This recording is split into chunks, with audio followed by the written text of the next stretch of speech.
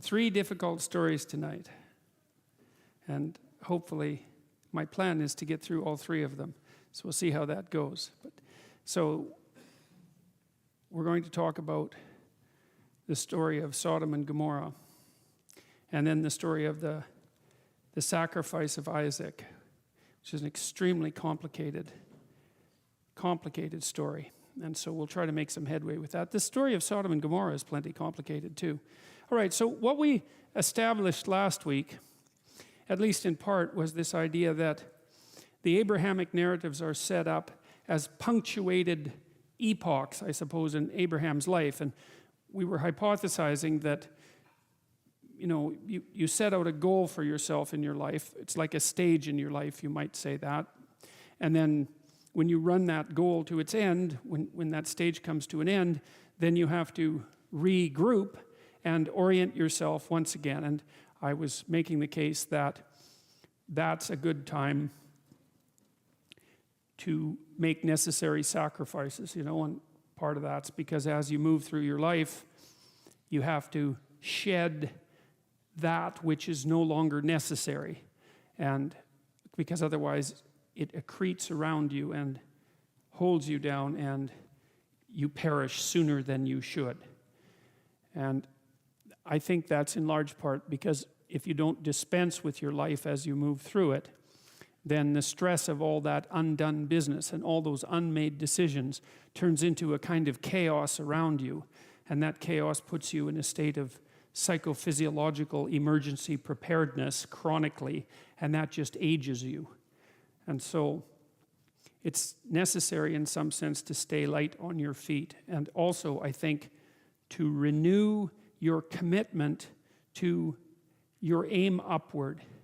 And I believe that that's what the sacrificial routines in the Abrahamic stories dramatize. I said already that these things are often first portrayed very dramatically and concretely before they become psychologized. And we'll see, because one of the things that happens tonight as well in these stories is that when God makes his covenant with Abraham, this is the next part of the story, it's also when the idea of circumcision is introduced into ancient Hebrew culture. Now, there's every bit of evidence that other cultures were utilizing circumcision beforehand, so it wasn't necessarily a novel invention of the Abrahamic people, but I see its introduction as a step on the road to the psychologization of the idea of sacrifice, right? First of all, it's giving up something concrete. And then, second, it's signified by the sacrifice of a part of the body instead of for the sake of the whole. It's something like that. It's dramatizing the idea that you have to give up a part of yourself for the sake of the whole. And eventually, well, by modern times, that becomes virtually completely psychological in its essence, in that we all understand, perhaps not as well as we should, but at least well enough to explain it, that it's necessary to make sacrifices to move ahead in life. One of the themes that I'd like to explore tonight in relationship, especially to the sacrifice of Isaac, is that, once humanity had established the idea that sacrifice was necessary to move ahead, which is really, it's a discovery of incalculable magnitude, right? The idea that you can give up something in the present and that will, in some sense, ensure a better future is an unbelievable achievement. It's equivalent to the discovery of the future. It's equivalent to the discovery of the utility of work. Like, its importance can't be overstated. Okay, so it took a long time for people to figure this out. Animals haven't figured it out at all, right? We've figured it out, and it's hard. It's hard for people to make sacrifices because, of course, the present has a major grip on you, as it should, because in some way you live in the present. So anyways, there's the twin problem of getting the whole idea of sacrifice up and running and then figuring out exactly what it means. But there's a problem that branches off that too, or a twofold problem. So the hypothesis is that sacrifice is necessary to ensure that the future is safe and secure and productive and positive and all of those things. Okay, so then two questions immediately rise from that, right? One is, well, what's the proper sacrifice? Now, we already talked about that a little bit with regards to Cain and Abel, and one of the things we saw was that Cain's sacrifice, whatever it was wrong, and Abel's was right. Noah's seemed to be right. Abraham seems to be right. There is something about a sacrifice that can be correct. There's something about a sacrifice that can be incorrect. The question is, what would be the maximally correct sacrifice? So, because that's an obvious question to arise from the mere observation that sacrifice is necessary. Okay, if you're going to sacrifice and it's necessary, well, how is it that you would behave if you were going to do it really well, if you're going to do it perfectly? Okay, so that's question number one. And then question number two might be, well, if the future can be better because of a sacrifice, and sacrifices can vary in quality, then how much better could the future be if your sacrifice was of the highest quality, right? There's a limit issue there, and the limit is something like, well, how good could your life be? If you really got your act together and you gave up all the things that were impeding you in your movement forward, if you did that forthrightly and with integrity and with seriousness, with dead seriousness, and you tried to set your life right, what is the upper limits with regards to how your life might lay itself out?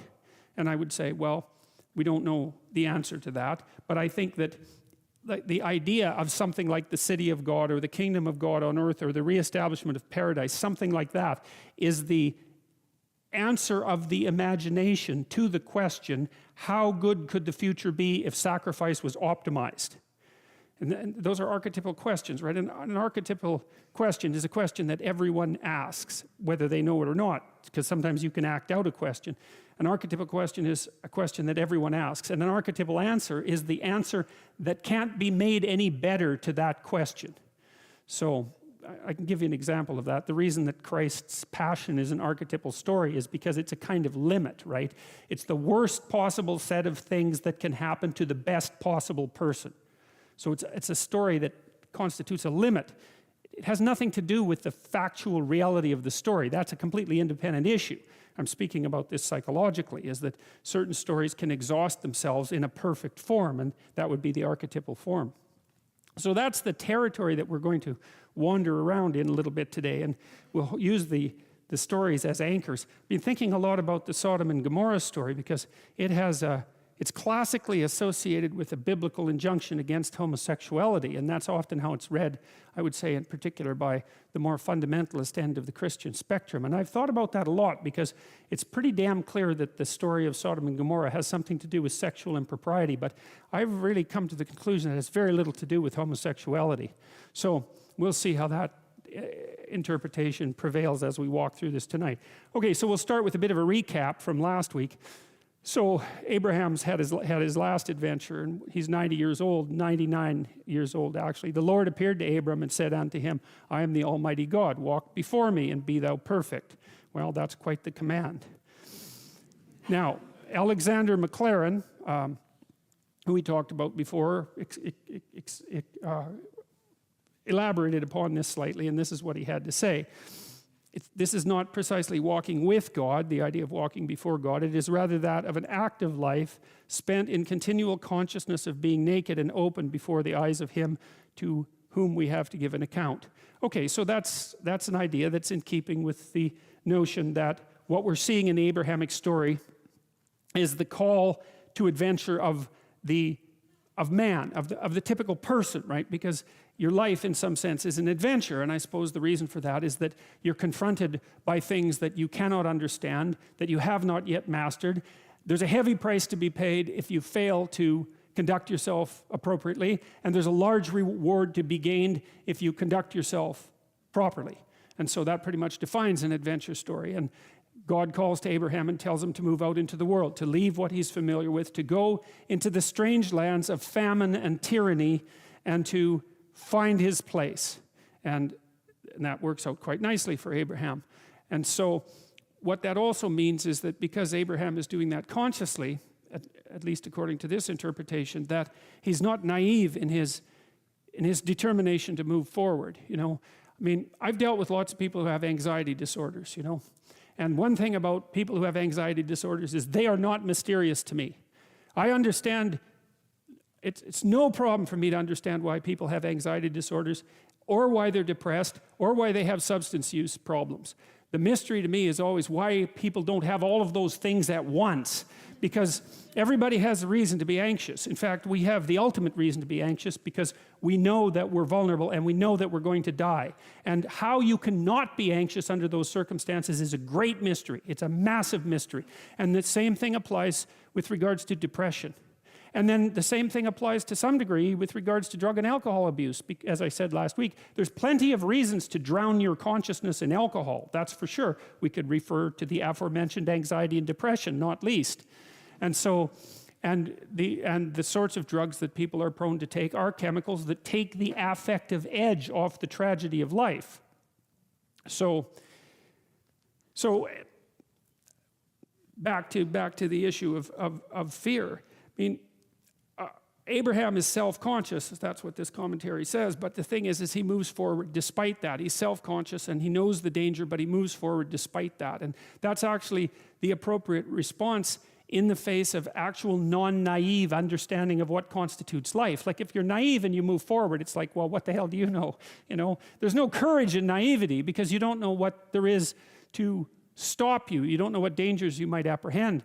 But to be aware of what it is that your problem is, so to be alert existentially, let's say, or to be fully self-conscious means that you're perfectly aware of your limitations and how you might be hurt.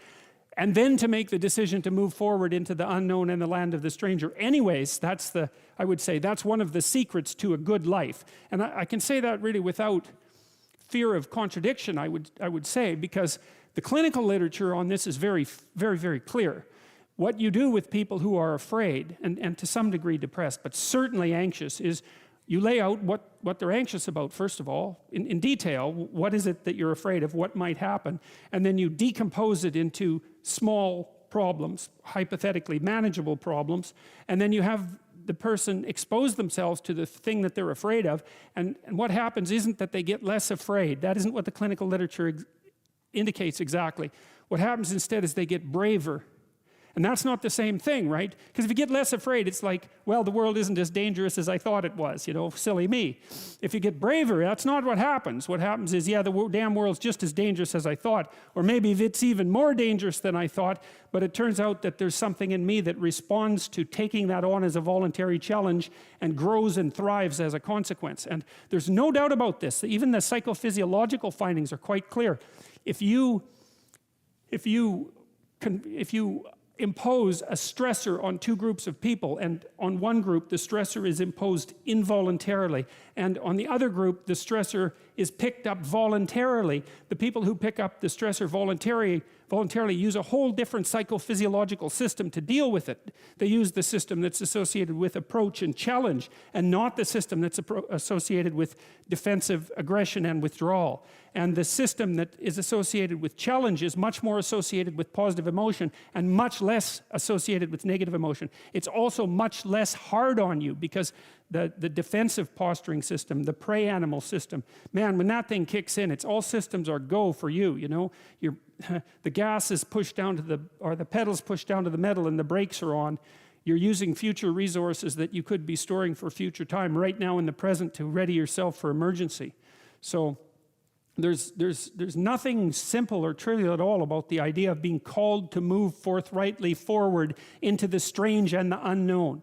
And there's a real adventure that's associated with that, right? So that's an exciting thing, which is part of the reason why people travel. And then also to see yourself as the sort of creature that can do that, is willing to do that on a habitual basis, is also the right kind of tonic for, I hate this word, for your self-esteem. You know, because the self-esteem has nothing to do with feeling good about yourself. As I already mentioned, there isn't necessarily a reason why a priori you should just feel good about yourself. But if you can view yourself acting in a courageous and forthright manner and encountering the world and trying to improve your lot and taking risks, you know, in a non-naive way, well, then you have something that you can comfort yourself with at night when you're wondering what the whole damn point of your futile and miserable life. And that's necessary because it's often the case that you wake up at 4 in the morning, or at least sometimes the case that you wake up at 4 in the morning when things haven't been going that well and wonder just what the hell the point is of your futile and miserable life. You have to have something real to set against that. It can't be just rationalizations about how, you're a valuable person among others, even though that's true. That's not good enough. You need something that's more realistic to set against that. And observing courage in yourself is definitely one of the things that can help you sleep soundly at night when things are destabilized a little bit around you. So, back to the covenant, God tells Abraham, "I'll make my covenant between me and thee, and will multiply thee exceedingly." And Abram fell on his face, and God talked with him, saying, "As for me, behold, my covenant, my contract is with thee, and thou shalt be a father of many nations. Neither shall thy name any more be called Abram, but thy name shall be called Abraham, for a father of many nations have I made thee." And Abram means high father, and Abraham father of a multitude. "And I will make thee exceedingly fruitful, and I will make nations of thee, and kings shall come out of thee. And I will establish my covenant between me and thee and thy seed after thee in their generations for an everlasting covenant, to be a God unto thee and to thy seed after thee. And I will give unto thee and thy seed after thee the land wherein thou art a stranger, all the land of Canaan, for an everlasting possession, and I will be their God." I love that line, really, the line about the land where you are a stranger. And everything that happens in the Bible, almost everything that happens in these more archaic stories in particular, is laid out geographically. The metaphor is geographic. So you move to a land that you haven't yet occupied, maybe that's full of strangers, and then the land is what's granted to you. But it's perfectly reasonable to think about this from a more abstract perspective that's much more relevant to modern people with our incredibly complex societies.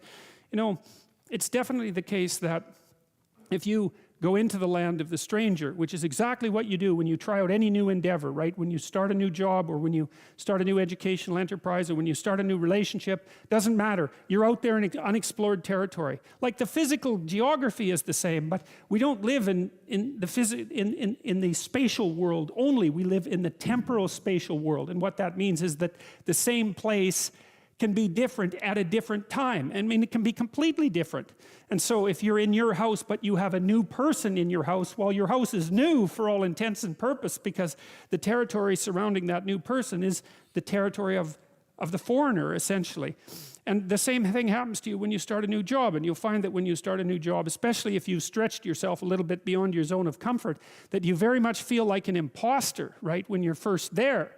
And then the question is, well, how do you master that? And the answer to that seems to be, well, it seems fairly straightforward. If the place that you're in has any degree of possibility, if it isn't inhabited by demons, so to speak, the best way to act is to lift your aim upward and attempt to get your act together and to tell the truth and to live a meaningful life and to do difficult things, all of that. And that is the best way of mastering a new territory. And in all probability, the degree to which you're able to act that out is precisely proportionate to the degree to which you're going to become a master in that territory. And that sort of thing can happen a lot faster than people think. It's really quite remarkable how fast you can move forward if you can establish yourself somewhere and prove yourself useful, assuming that you're around people to whom proving yourself useful actually matters. Like, I know perfectly well that you can end up in an employment situation where you're punished for your virtues, right? In which case you should just get the hell out of there. And really, you get out of there and you go find somewhere where if you work hard and do what you're supposed to do, you're actually going to be rewarded, right? Because that's not a workplace, that's hell, and you should just leave there. So, and God said unto Abraham, "Thou shalt keep my covenant, therefore, thou and thy seed after thee in their generations. This is my covenant which ye shall keep between me and you and thy seed after thee. Every man-child among you shall be circumcised."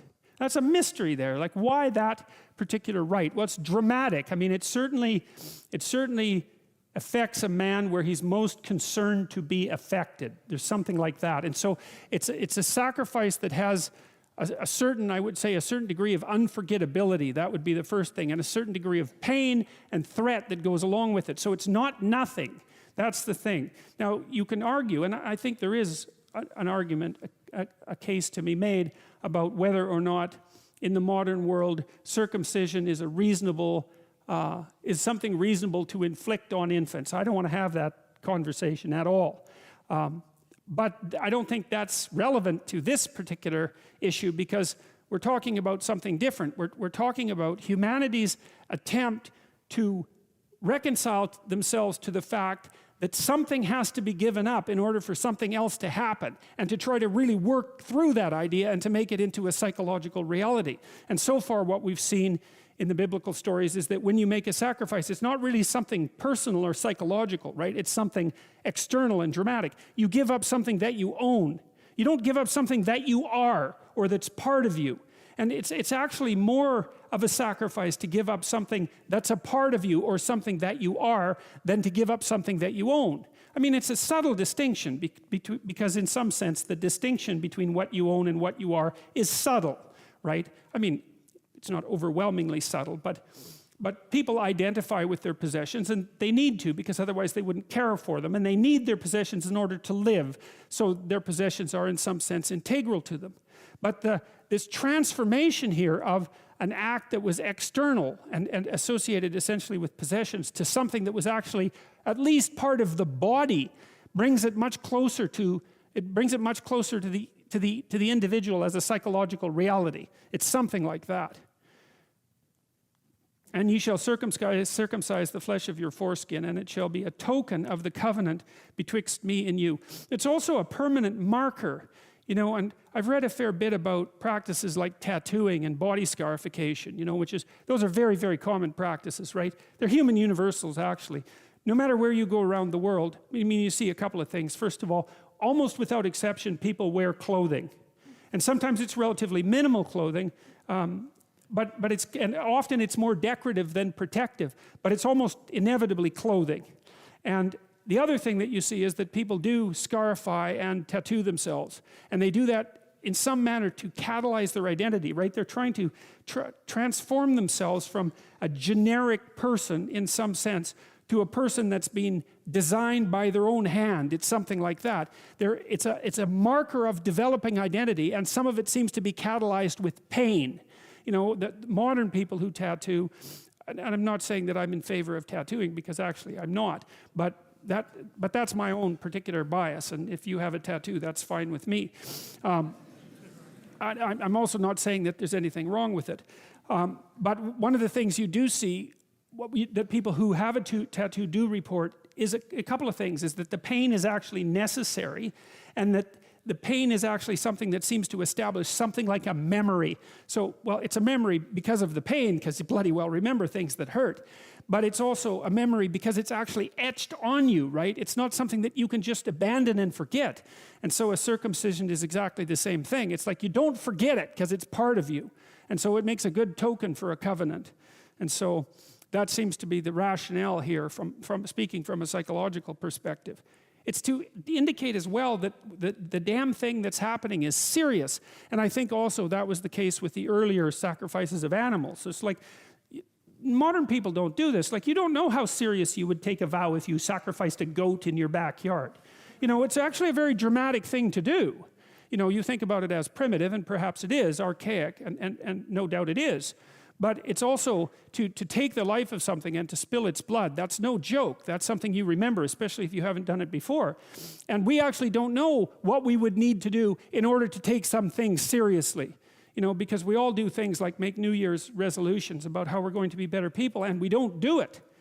And the reason for that, at least in part, is because we don't know how to make the sacrifice sufficiently bloody, let's say, so that we remember that it's necessary, right? We don't take it with seriousness. We don't think, I should quit smoking because I'm going to die.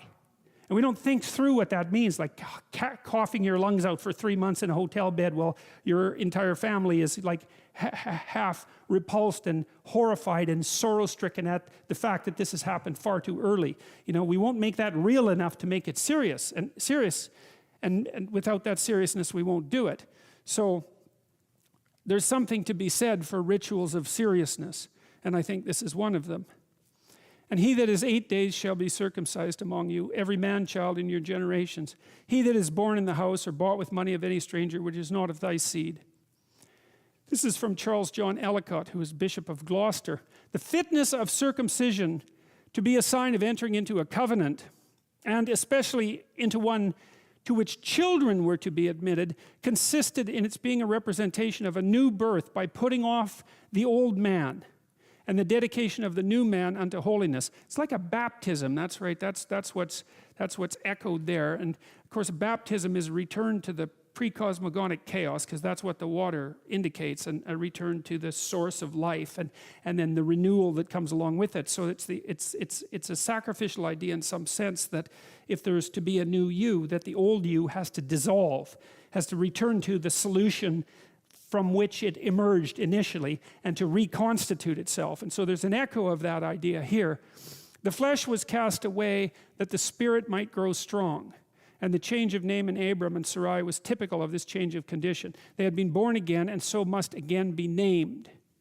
And though women could indeed be admitted directly into could not indeed be admitted directly into the covenant, yet they shared in its privileges by virtue of their consanguinity to the men who were as sponsors for them. And thus Sarai changes her name equally with her husband.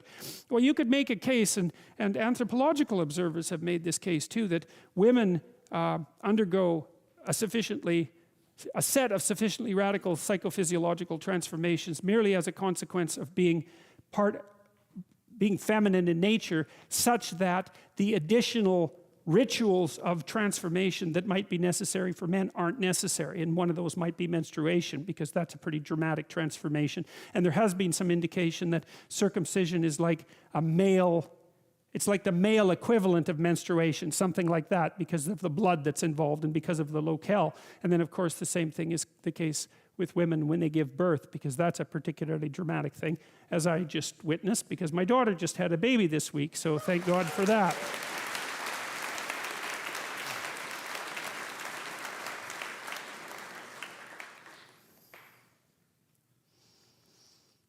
Recent investigation, this is from the Cambridge Bible for School and Colleges, which, if you want to read it, is only 58 volumes. Recent investigation has not tended to support the theory that circumcision has any connection with primitive child sacrifice, nor again that it took its origin from hygienic motives. Apparently it represents the dedication of the manhood of the people to God. In the history of Israel, it has survived as the symbol of the people belonging to Jehovah through his special election. This corporeal sacrament remained to the Israelite when every other tie of religion or race had been severed.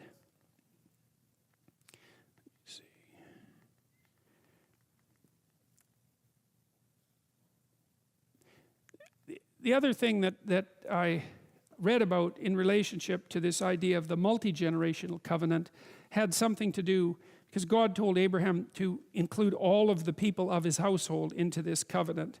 And that really meant that he was establishing a territory of ethics around them, like the ark, except the psychological equivalent of the ark, right? So it was a spiritual or psychological or ethical territory that everyone who was of that household was required to occupy, or obliged, or perhaps privileged to occupy.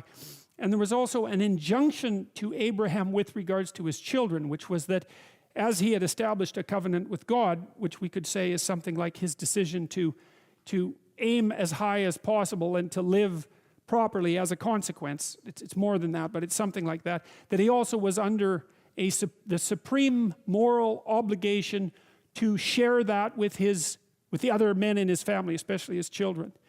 And so I think there's also a call here to adopting the sacred responsibility in relationship to children that has to do with ensuring that they understand how to take their place in the world.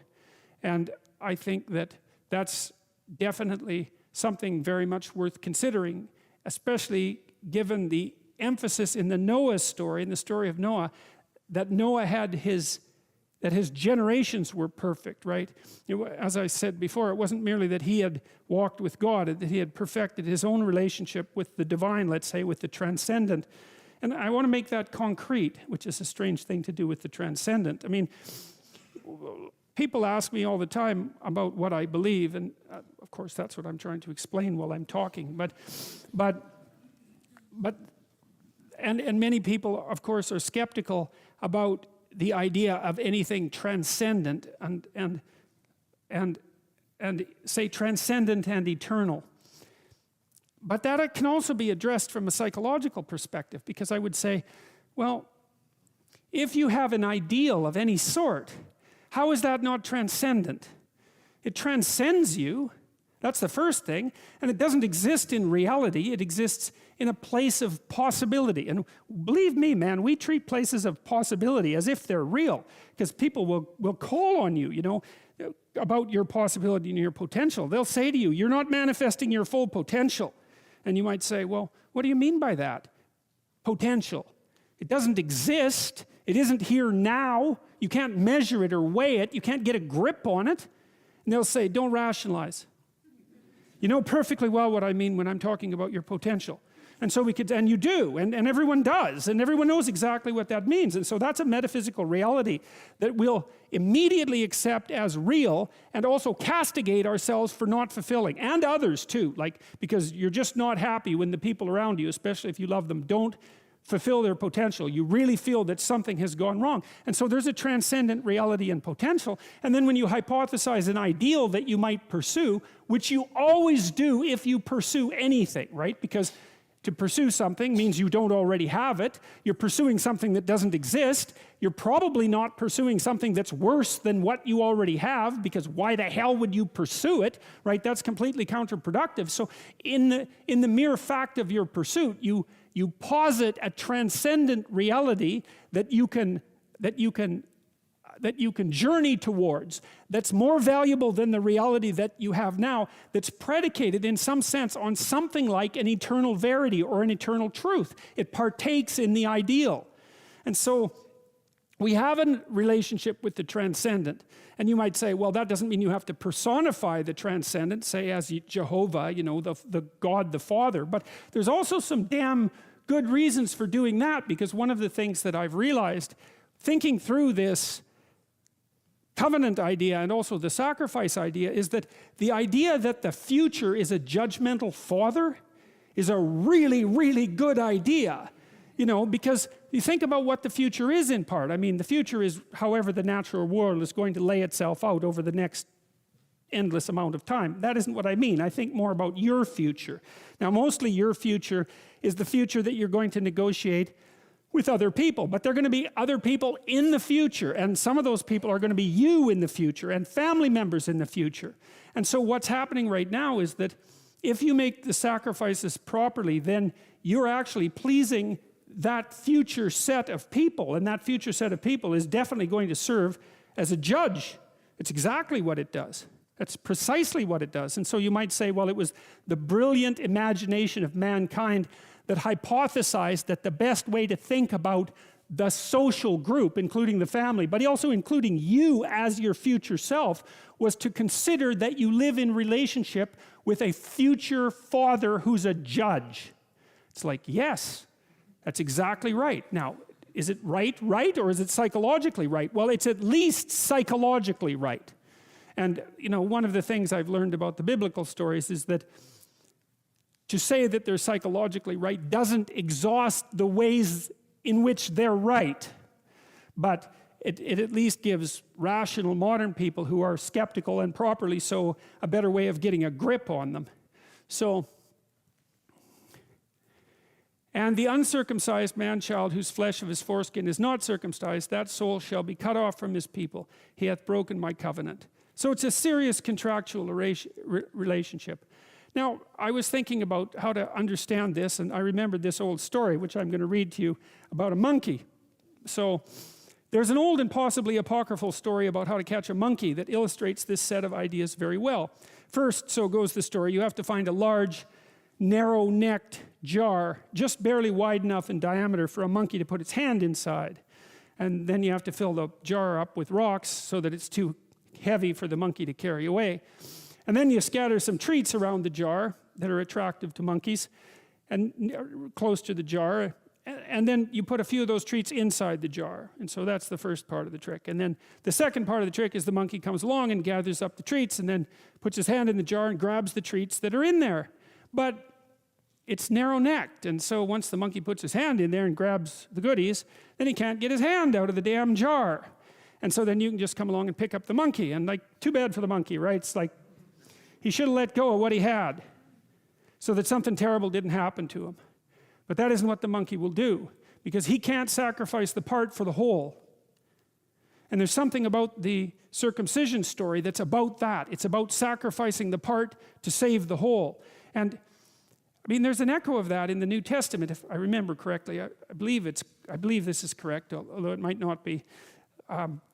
Where Christ tells his disciples to pluck out their eye if it offends them. It seems like a very dramatic, piece of advice, but it's partaking of the same idea, which is that, if there's something holding you back, and we'll see this when we get to the story of Lot too, if there's something holding you back, even if it's dear to you, you have to let it go. You seriously have to let it go, because there isn't anything more important than progressing forward. And cheap sympathy, cheap empathy, cheap nostalgia, none of that is sufficient. None of that will work, because the consequences of not putting things together immediately are dire, and there's no time to wait. And God said unto Abraham, as for Sarai thy wife, thou shalt not call her name Sarai, but Sarah shall be her name. My princess, that was Sarai. Sarah is mother of nations. And I will bless her and give thee a son also of her. Yea, I will bless her. She will be a mother of nations. Kings of people shall be of her. Then Abraham fell on his face and laughed and said in his heart, shall a child be born unto him that is 100 years old? He's got a lot of gall, I would say. I mean, here's God talking to him and he laughs, but that's okay. He's a courageous guy, and that's what people are like. And shall Sarah that is 90 years old bear? And Abraham said unto God, oh, that Ishmael might live before thee. And God said, Sarah, thy wife, shall bear thee a son indeed, and thou shalt call his name Isaac. And I will establish my covenant with him for an everlasting covenant, and with his seed after him. And as for Ishmael, I have heard thee. Behold, I have blessed him, and will make him fruitful, and will multiply him exceedingly. 12 princes shall he beget, and I will make him a great nation. Now, what does this mean? This is a miraculous story in some sense, right? Because, Sarah, it's what what Abraham wants most is to have a son, but it looks like it's pretty much impossible. And I think what the story is attempting to indicate is something like, God only knows what will happen to you if you put your house in order. Certainly things that you do not currently regard as possible will happen. And the more you put your house in order, the more things that you regard as impossible will happen. And it might be the case that if you put your house together sufficiently, things that were of miraculous impossibility would happen to you. Well, and there's no way of knowing until you try it.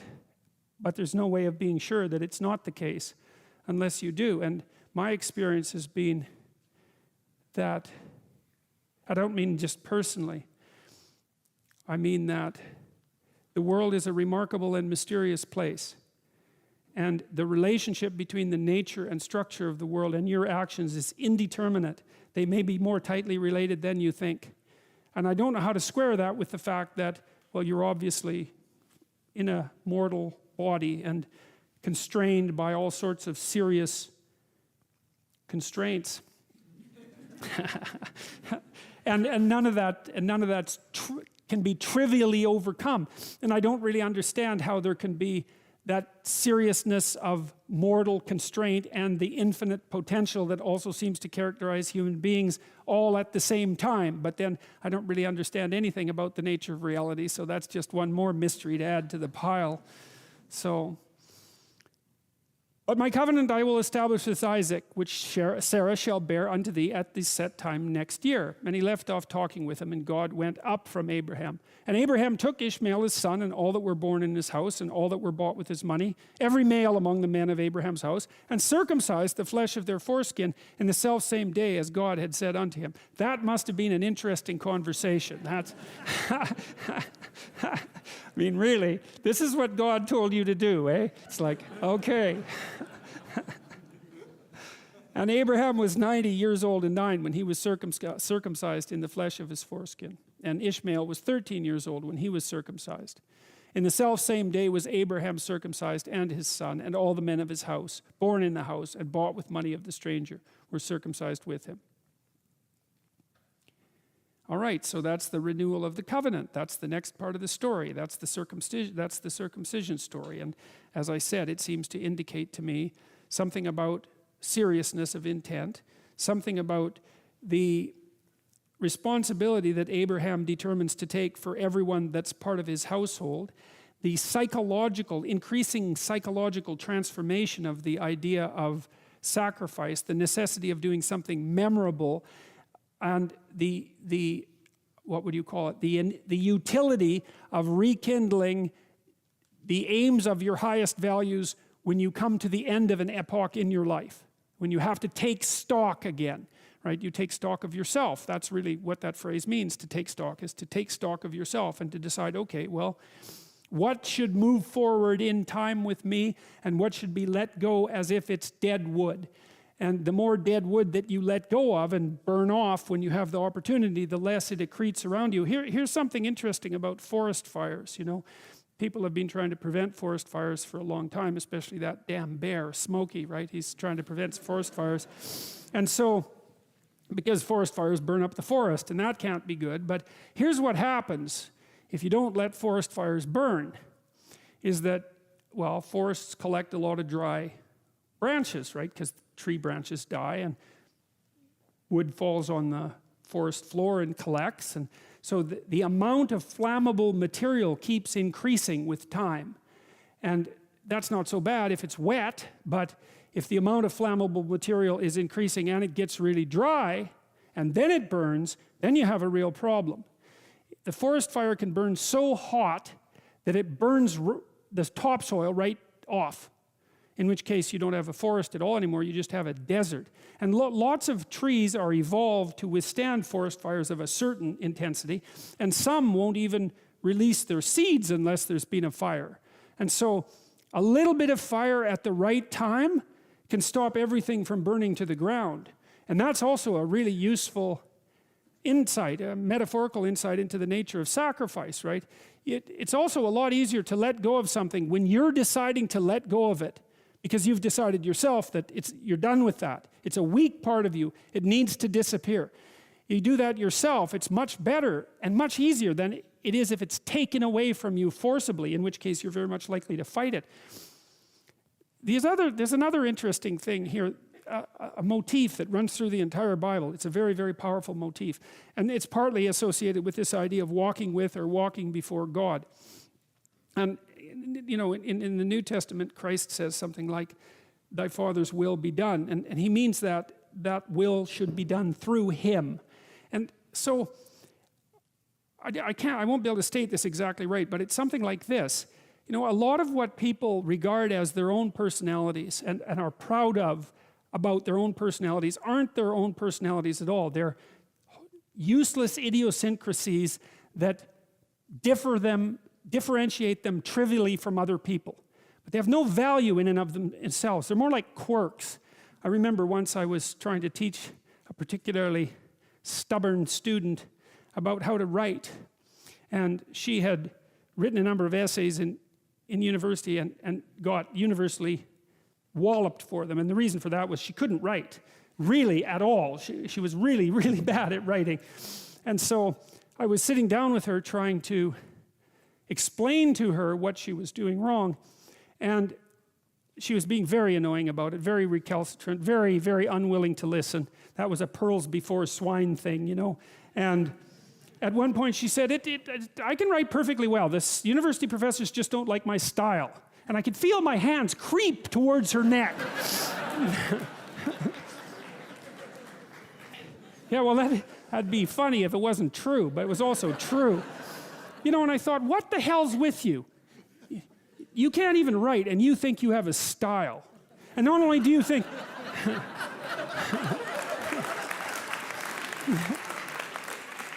Yeah, not knowing how to write is not a style. That's the other point, right?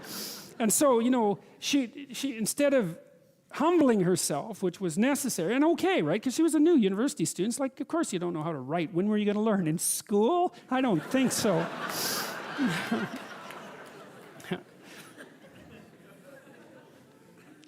So she had this, you know, this style issue, and it just didn't go anywhere at all. And so now, let's see, I lost my train of thought telling you all those jokes. Oh yes, in terms of letting things burn off. Yeah, well, so she was proud of her insufficiency. That's arrogance, right? That's not humility. It's self-deception and arrogance.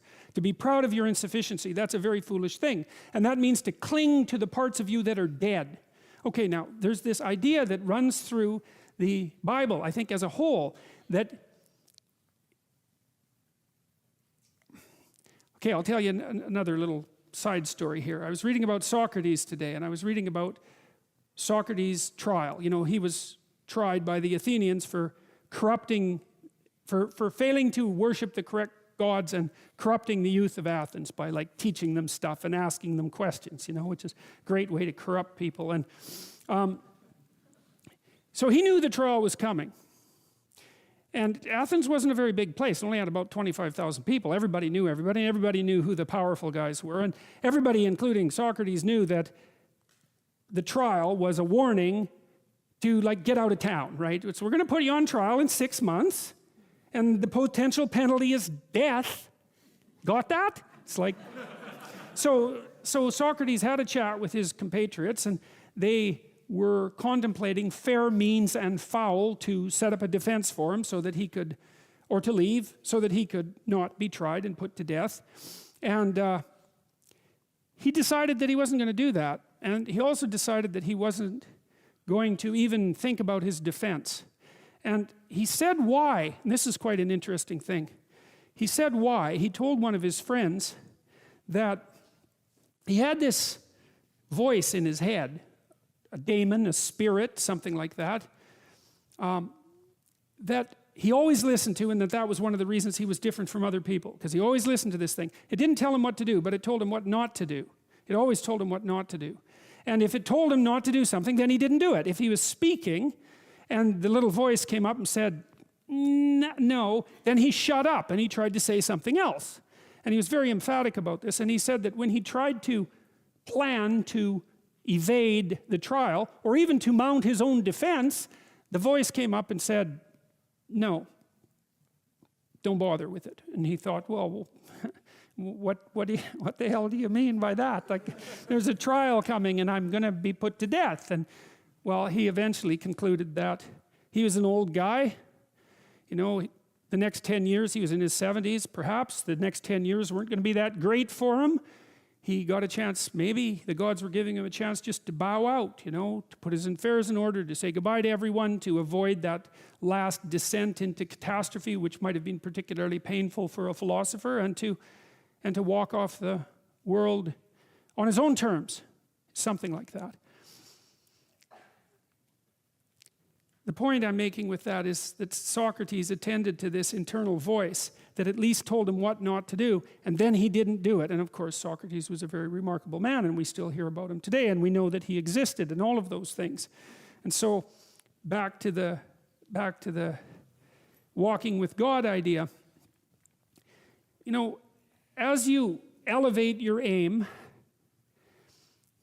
you create a judge at the same time, right? Because the new ideal, which is an ideal you, even if it's just an ideal position that you might occupy, even if it's still conceptualized in that concrete way, that becomes a judge because it's above you, right? And then you're terrified of it, maybe. That's why you might be afraid when you go start a new job, right? Because this thing is above you and you're terrified of it and it judges you. And that's useful because the judge that you're creating by formulating the ideal tells you what's useless about yourself, and then you can dispense with it. And you want to keep doing that, and then every time you make a judge that's more elevated, then there's more useless you that has to be dispensed with. And then if you create an ultimate judge, which is what the archetypal imagination of humankind has done, say, with the figure of Christ, because if Christ is nothing else, he is at least the archetypal perfect man and therefore the judge. You have a judge that says, get rid of everything about yourself that isn't perfect. And of course, that's also what God tells Abraham, right? He says to be perfect, to pick an ideal that's high enough, and you can do this. The thing that's interesting about this, I think, is you can do it more or less on your own terms. You have to have some collaboration from other people, but you don't have to pick an external ideal. You can pick an ideal that fulfills the role of ideal for you. You can say, okay, well, if things could be set up for me the way I need them to be, and if I could be who I needed to be, what would that look like? And you can figure that out for yourself, and then instantly you have a judge. And I also think that's part of the reason people don't do it, right? Why don't people look up and move ahead?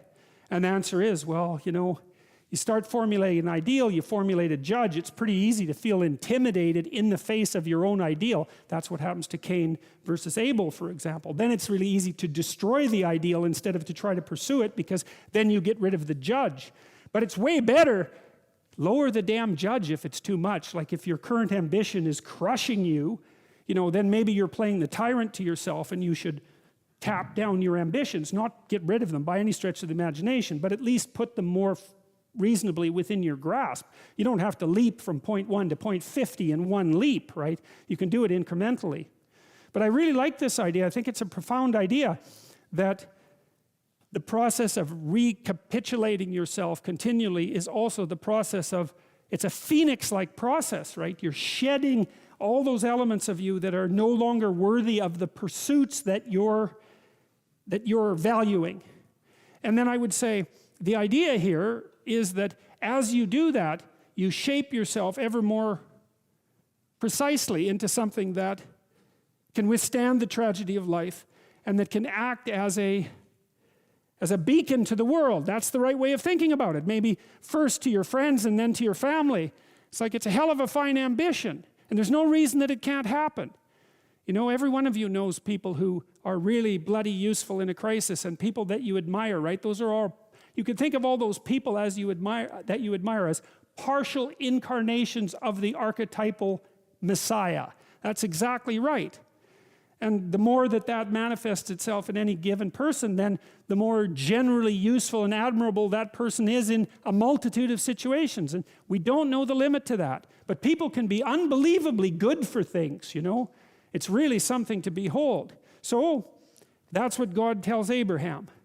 Okay, so the next story is about Abraham and these angels. Angels show up on his doorstep. And this is part of the story of Sodom and Gomorrah. But I don't think, as I said, this story is generally read as if it's about homosexuality. But I don't think it is. Here, I think it's about two things, primarily. One is, how do you treat the strange? So the strange is strange things and strange ideas and strange people and strangers, right? It's all that. It's that which is not you. It's like the strange lands that God asked Abraham to move out into. How do you interact with the strange? And here's one possible rule, because you could say to yourself, well, what do I want to make friends with more? Where do I want to be more comfortable? Do I want to be more comfortable with that which I already know? And so that would be the circumscribed territory that you've already mastered. Or do I want to be comfortable with all those things I don't know? And then the right answer is that you should want to be comfortable with all those things that you don't know, because there's a bloody lot of things that you don't know. And if you can be a sojourner among what you don't know, well, then you're so protected, because, well, you're going to go lots of places where you don't know, and you're going to be able to manage it. So you want to be that person that can act where they don't know. And so, well, so what happens with Abraham? Well, he's at home, and these angels show up. Now, we don't know whether they're angels or men precisely, because, well, as this part of the story reads, as the Lord appeared to him in the plains of Mamre, and he sat in the tent door in the heat of the day. So he's another visionary state by all appearances. And he lifted up his eyes and looked, and lo, 3 men stood by him. There's real ambivalence in the story about the men. Are there 3 men? Are there 3 angels? Are there 2 angels and God? It's all mixed up in the story. So we won't clarify that. We'll leave it ambiguous. And I think the ambiguity is important, because you don't know who the stranger is when you encounter him. And it depends on whether you're thinking about it in the normative manner, or if you're thinking about it in the transcendent manner. Because with each person that you meet, well, they're just a person. That's one way of thinking about it. And then they're the person that you know, or they're the person as they choose to reveal themselves to you, and people keep themselves shielded. But then they're also something of great metaphysical potential, right? And you might say, well, do you believe that? And I would say, well, yes, you believe it, because you expect a lot from people, generally speaking, and are not happy if they betray you. But more importantly, our entire culture is predicated on the idea that each person has an indefinite intrinsic worth. And I'm not talking about self-esteem. I'm talking about something like what would you say it? The implicit presupposition in our legal structure that no matter who you are, even if you're a murderer, even if you're a condemned murderer, that there's something about you that's of transcendent value that has to be respected by the law and by other people, right? And so that's a remark. And you might say, well, you know, do I believe that? And the answer to that is, well, you act it out because you follow the law. And it's not an easy thing to pull out of the law. It's kind of the idea that you have intrinsic natural rights. And you don't pull that out of our law, man, without having the whole thing fall down. And I think the whole idea that you have intrinsic natural rights is predicated on something like the biblical hypothesis that human beings have a logos nature and that we are involved in the speaking forth of being. And as beings who are involved in the speaking forth of being, there's something about us that has to be respected by ourselves in relationship to ourselves, by ourselves in relationship to other people, but even more strangely, by ourselves in relationship to even to criminals, even to vicious criminals. You can't remove that transcendent element. And that to me, that's also a miracle of conceptualization, because who the hell's going to think that up, right? Even the most vicious of murderers has a touch of the transcendent that needs to be respected. Of all the ideas that are unlikely, that's got to top the list. And of course, without that, you have a very barbaric legal system, right? Because no one is protected. As soon as you make a mistake, then you're in the damned and you have no rights whatsoever. And that isn't what happens in the West, which is an absolutely amazing thing. So anyways, Abraham is a master of the stranger. That's one way of thinking about it. He knows what to do when strangers come along, and he opens himself up to them. And I would say he does that. We know he's not a naive guy, Abraham, right? He's no weakling. A couple of stories ago, he took a big army and, went and harassed a bunch of kings and took his nephew back. He's a tough guy. And so if strangers show up and he welcomes them, it's not because he couldn't do otherwise. He could certainly do otherwise. And it's not because he isn't aware of what people can be like. He's perfectly aware of what people can be like, but he determines to take a particular attitude towards them, and that is to welcome them. And why would you do that? And I think the answer to that is you hold out your hand in trust to someone and you evoke the best from them if that's there to be given. So it's an act of courage. It's like, it isn't me meeting you exactly. Not exactly. It's more like the transcendent part of me making a gesture that allows the transcendent part of you to step forward. And that happens all the time. It happens all the time in normative discourse. You know this perfectly well, because sometimes you can have a real casual conversation with someone that just goes nowhere, right? It's just shallow as can be. Or now and then you can actually make contact with someone, right? And you're both, I would say, enlightened and ennobled by the conversation. And that's we would call that a deep conversation for some reason, because we made a deep connection. Whatever that means. It means, well, it certainly means that it's not shallow. We're not sure about what these metaphor means, but it means that it reaches deep inside of you. It's something like that. You make direct person-to-person contact. And those sorts of conversations are replenishing. That's the right way to think about it. They genuinely are. And I think that's because they provide you with that bread that's not material bread. And that's the information that you need to thrive and to put yourself together. And so it does matter how you meet someone, and it does matter how you treat them when you first meet them. And it's amazing. I've learned to do this, at least in partly because I'm a clinical psychologist. I've learned how to talk to people very rapidly. And I have the most amazing adventures with people in cabs and when I travel, because I'll talk to them directly right away, and they'll tell me the wildest stories and show me the craziest things because I'm actually interested in what they have to say. And I'm not afraid. Well, I'm somewhat afraid, but I'm not sufficiently afraid to have that stop me. And I'm acting on the presupposition that the person has something of great interest to reveal. And that's a very useful thing to know too, because one of the things that's really cool about people, and you really learn this as a clinical psychologist, is that if you can get people talking, they're so damn interesting you can hardly stand it. because they have these idiosyncratic experiences that are only theirs, right? They're only theirs personally. No one else could tell the story, and that's the kind of stories that you want to hear. And when they tell you those stories, you learn something you didn't know. And so what that means is that you can treat the landscape of strangers as an endless vista of places to learn things you didn't know.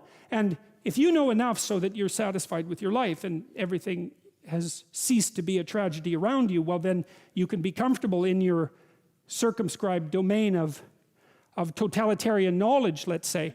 But if your life is insufficient and you're suffering more than you want to and everything isn't what it should be, then you need to look where you haven't looked for what you don't have. And then you can look outside, beyond you, and then you can make friends with what you don't understand. And that's a huge part of what this story is about.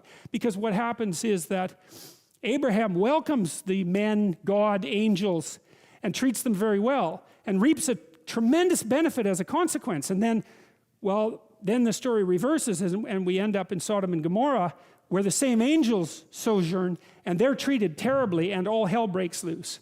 And so that's what the story's about. It's fundamental. Now, there's a sexual impropriety thing going on that I'm also going to delve into, but I don't think that's the critical issue in the story. The critical issue in the story is, how do you act in the face of the stranger? There's a statement in the New Testament. Christ says something like, when you do something to the least of people, you do it to me, him, right?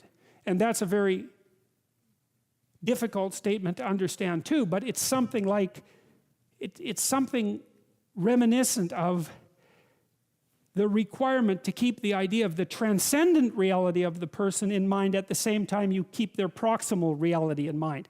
To have your mind in two places at the same time when you're talking to people. I learned from a friend of mine in Montreal who is very socially sophisticated in some ways. Whenever he went into I always liked going shopping with him. And whenever he went into a store and he talked and he had an interaction with a clerk, the first thing he would do is have an interaction with the clerk. He wouldn't have an interaction with the role of the clerk. He'd look at the person, sort of take stock of the fact that they were there, and then ask them something genuine about their job or their store or how they were doing, go into a conversation right away. And he didn't get personal about it because that can be intrusive, right? You have to be very sophisticated to do this. But he did indicate to the person that he was there, at least in part, for the good that could be done between them. It's something like that. And then the person would be ridiculously helpful, and so then, if people mistreat you, you see this with antisocial kids. It's a very tragic thing to see, because if you're an antisocial child, by the time you're about 4, you're very hostile and distrustful to people. And so you're like a growling puppy. And if you're a growling puppy, you tend not to get petted. You're more likely to get kicked. And if you're a growling puppy and you get kicked, then you have even more reason to growl.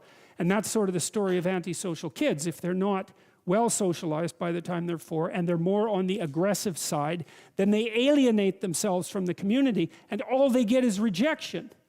Well, and then they look at the rejection and they think, well, to hell with humanity, and no wonder they think that. But the part of the catastrophe is that they get what they evoke. And I'm not saying it's their fault precisely, but it doesn't matter. That's still what happens. And so you might ask yourself, if you're not getting from people what you need, there is some possibility that you're not approaching, especially if this happens to you repeatedly across people. And this is a virtual certainty. If it happens to you repeatedly across people, especially if you have the same bad experience with people, it's not them, it's you. I would say 3 is the limit. If something happens to you once, you write it off. If it happens to you twice, it's like you open your eyes, but you write it off. But if it happens to you 3 times, it's probably you. Or it's the rest of the world. Better it's you, because you're not going to change the rest of the world. And he lifted up his eyes and looked, and lo, 3 men stood by him. And when he saw them, he ran to meet them from the tent door and bowed himself to the ground and said, "My Lord, If now I have found favor in thy sight, pass not away, I pray thee, from thy servant. Let a little water, I pray you, be fetched, and wash your feet. Wash your feet. Take the dust from your feet. Extract yourself out from your journey, right? And sit. And I'll fetch a morsel of bread and comfort ye your hearts, and after that you can pass on. For therefore are you come to your servant? And they said, so do as thou hast said. And Abraham hastened into the tent unto Sarah, and said, make ready quickly 3 measures of fine meal, knead it, and make cakes upon the hearth. Powerful call to hospitality here. And Abraham ran unto the herd, and fetched a calf tender and good, and gave it to a young man, and he hasted to dress it. And he took butter and milk and the calf which he had dressed, and set it before them. And he stood by them under the tree, and they did eat. Some commentary from Hebrews 13:2. Be not forgetful to entertain strangers, for thereby some have entertained angels unawares. This is a commentary from Matthew Henry, who is a nonconformist minister and author. Cheerful and obliging manners in showing kindness are great ornaments to piety, though our condescending Lord vouchsafe us not personal visits to us. Yet still by his Spirit he stands at the door and knocks. When we are inclined to open, he deigns to enter. And by his gracious consolations he provides a rich feast of which we partake with him. This is from Revelations 3:20. Behold, I stand at the door and knock, and if any man hear my voice and open the door, I will come into him and will sup with him, and he with me. Well, the hyperlinked nature of those quotes is quite obvious. There's 10 or 15 things being said at the same time, right? One is a reference to the idea that if you ask for something, it will be given to you, right? It's a very strange idea, but I like that idea a lot, and I believe, in my experience, that has been true if it was that I wanted what I was asking for, because that's the real issue, right? Because the question is, if you want something, what does it mean to want it? And what it means is to sacrifice whatever is necessary to get it, because otherwise you don't want it. And so there's an equation here, and I'm not claiming its ultimate accuracy, but the equation is something like, you don't want it unless you're willing to sacrifice for it. And if you don't want it, you're not going to get it, because you're scattered. But if you do want it and you make the proper sacrifices, then God only knows what might happen. And that's see, one of the things I really like about the existential philosophers is their emphasis on personal responsibility. You know, many of them had an emphasis on the role that people had in shaping their own destiny. For the existentialists, and I think this was a consequence of the religious substructure of philosophical thinking, it was self-evident that life was tragic and bitter. And fair enough, but that isn't where it ended. The next issue was, well, there are better and worse ways of dealing with that, and the better way of dealing with the fact that life is tragic and bitter is to posit the self you could be and live authentically in relationship to that. And then the next issue, and this is something Kierkegaard talked about, particularly when he talked about the necessity of being a knight of faith, is that the thing is, and this is, I think, part of life that's the intractable adventure. No one can take the adventure of life away from you. They can't do it with good advice, for example, because no one can demonstrate to you that if you straighten yourself out and aim at what you want and make the proper sacrifices, that your life will turn out in the manner that you might want it to turn out. It isn't in anyone else's purview to make that judgment. The only person that can possibly figure that out is you. It's something that can't be stolen from you. I would say it's your destiny. It's a destiny that cannot be stolen from you. And you can forego it.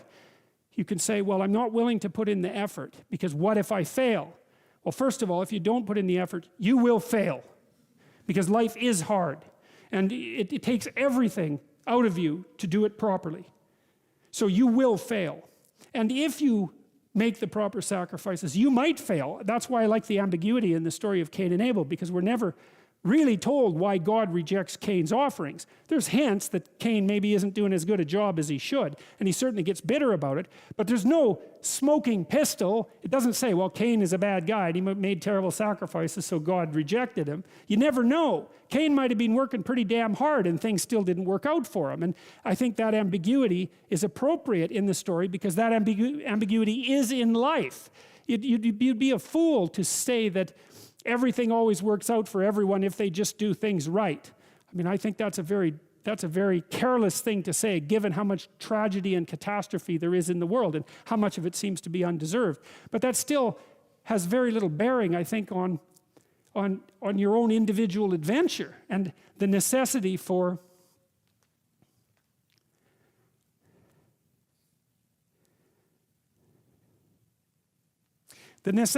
opening the door to who you could be, and the necessity to do that seriously.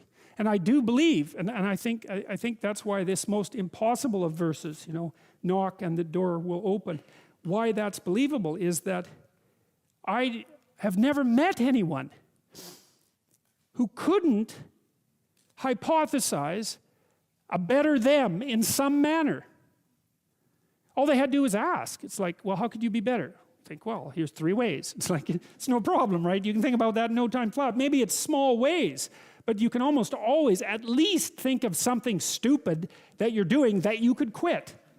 And so that means that you do have this, it's a strange thing in people that we have this built-in capacity to posit a higher self and then to move towards it. And maybe that's part of where the religious instinct really came from. Speaking like really reductionistically, like as a materialist, as an evolutionary psychologist, we have this notion of the transcendent ideal, right? That seems to be pervasive across cultures. Well, maybe that's the ultimate manifestation of the human proclivity to be able to posit an ideal at all and to move forward. You posit an ideal, okay? You need that to move forward. Well, if you can posit an ideal, why can't you posit the ultimate ideal? Well, if you can, then instantly you've got a religious sensibility, instantly. And so maybe that's because I've puzzled, like, as a biologist, what the hell is the basis of the religious instinct? Because the idea that it's mere superstition, like, we can just dispense with that. That's wrong. It's a human universal. You can evoke religious experiences all sorts of ways. So we're not going to play that game. There's some reason that instinct exists. And the first thing to do with it is to try to reduce it to something that's biological and leave it at that, not to mess with the metaphysics.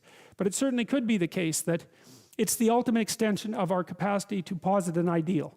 And we also might say, well, that's good enough because, well, the ideal moves you forward. It fills your life with meaning. There's no doubt about that, because it is in the movement towards your ideal that life's meaning is to be attained.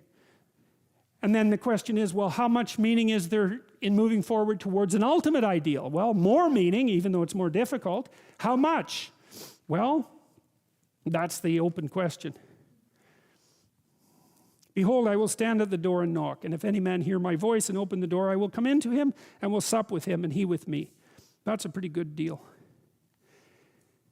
And the angel said unto him, where is Sarah thy wife? And Abraham said, behold, in the tent. And he said, I will certainly return unto thee according to the time of life. And lo, Sarah thy wife shall have a son. And Sarah heard it in the tent door, which was behind him.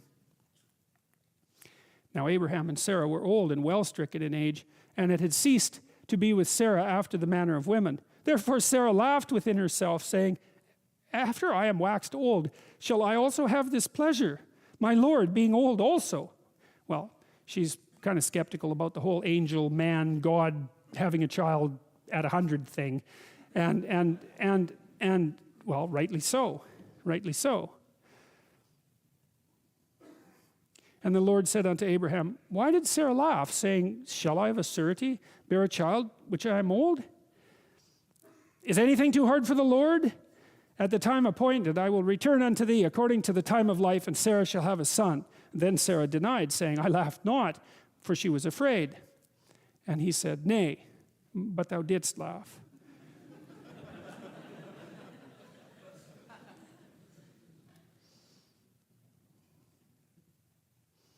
And the men rose up from thence and looked toward Sodom. And Abraham went with them to bring them on the way. I'm going to make a small detour and talk to you about this idea of potential again, because I've really thought about it a lot. I think music speaks of potential. Like, I think music speaks of potential bursting forward. It's something like that, and that's why it's so deeply meaningful. And it's this continual pattern revelation of the next wonderful thing that might happen. It's something like that. So there's that, and people find that deeply meaningful. And then there's the idea that we all have potential that isn't realized, but that we regard that potential, even though it's not realized, as real, which I can't get my head around at all. It just doesn't make sense. And then, although everyone acts that way, and everyone believes it, because what you act reflects what you believe, and you make judgments about yourself and others based on those beliefs, and they're deep judgments. So the idea that you believe that there is such a thing as human potential, I think it's undeniable. If you act at all, if you expect things of people at all, then you're demonstrating your commitment to the idea of potential. But then I wonder if there's something even deeper going on, because we are very materialistic, modern people, and there's great power in that, obviously. I mean, we've obtained great control over the material world, for better or for worse.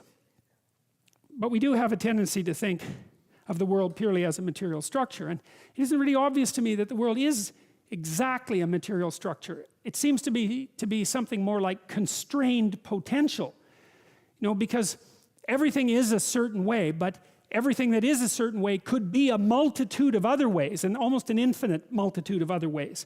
And the degree to which something that is could be a multitude of other ways is dependent on large part on how you interact with it, right? Even with materials that we're very familiar with, we continue to discover new properties and put them to use. It's like things are compacted into their material form, but that doesn't exhaust what they are, especially not in relationship to other things. And so it seems to me, even if you can't replace the materialist perspective with the perspective that it's better to construe the world, construe being as if it's made of possibility rather than the world as if it's made of matter, it's at least useful to have that as an additional viewpoint. Is that because you could say, well, the material philosophy is very useful as a tool for obtaining certain sorts of benefits, which it clearly is. But then this more metaphysical perspective, which I think is more accurate in some ways, that the world is a place of potential, is also an extraordinarily useful way to approach the world. And it is practically useful, But we talked last week a little bit about doing something as simple as trying to organize a room. It's by no means obvious how much potential there is in a room. Right? There's a very large amount of potential in any given room, a tremendous amount of potential, especially if it's connected with people. And maybe an inexhaustible amount of potential. And maybe there's an inexhaustible amount of potential everywhere, and that we just don't know how to get access to it. Well, that's certainly true. I mean, it's certainly true to some degree. We don't know how to get access to all the potential of our children, for example, or ourselves, or our loved ones, or the people that we know. So I think this story is trying to hammer that idea home too, which is, don't be so sure that it's impossible, or maybe don't let the assumption that it's impossible stop you from going forth into the world. That would be, and that's a what would you say? That's like an inoculation against nihilism. And for a long time I understood nihilism very well. I could understand its rationale, associated with the tragedy of life, associating with suffering and evil, associated with the observation of finitude and the arbitrary and unjust nature of the world. But the more I've thought about it, the less I've come to believe that there's any excuse for it whatsoever. And I think the reason for that is that it forestalls effort. It forestalls the ability to discover for yourself. Maybe there's no reason to be so goddamn hopeless, except that it's easier to be useless. Now, and I'm not, believe me, I'm not making that case. I'm not saying that that's what's besetting people who are clinically depressed, for example. That's not my point. Clinical depression is a terrible thing. There's lots of reasons to be rendered, to be tossed into a catastrophic condition. That isn't what I mean. I mean that kind of cynical, arrogant, rational, hyper-intelligent nihilism that throws the world away as if it's of little use before it's been properly engaged with. Better to engage with it and see what happens. And better to make the assumption that if the world isn't returning to you what it is that you need, then either you're not doing it right or you've conceptualized what you need badly. Why not at least open yourself up to that possibility, right? Because you could be wrong. Hopefully, if you're suffering, this is a great thing to know. Hopefully, if you're suffering, you're wrong. Because if you're suffering and you're right, then there's nowhere to go. So it's very useful to find out whatever errors you might be committing. Another thing that's really interesting about the Jews in the Old Testament, it's a remarkable thing. Every single time they get flattened by God, it's always their fault. They never say, the world that God created was corrupt and God is evil. They never say that, no matter what happens, right? No matter what catastrophe occurs, when they have every reason to at least put that hypothesis forward, they don't. They say, we erred, we walked off the path, it's our fault. And that's hard, because it puts all the weight of human catastrophe on the human being. That's very hard. But the upside is, it gives you the control. It opens up the door, it opens up the possibility that you could be the person that could set it right if you would just let go of what's in your way. Whatever that is.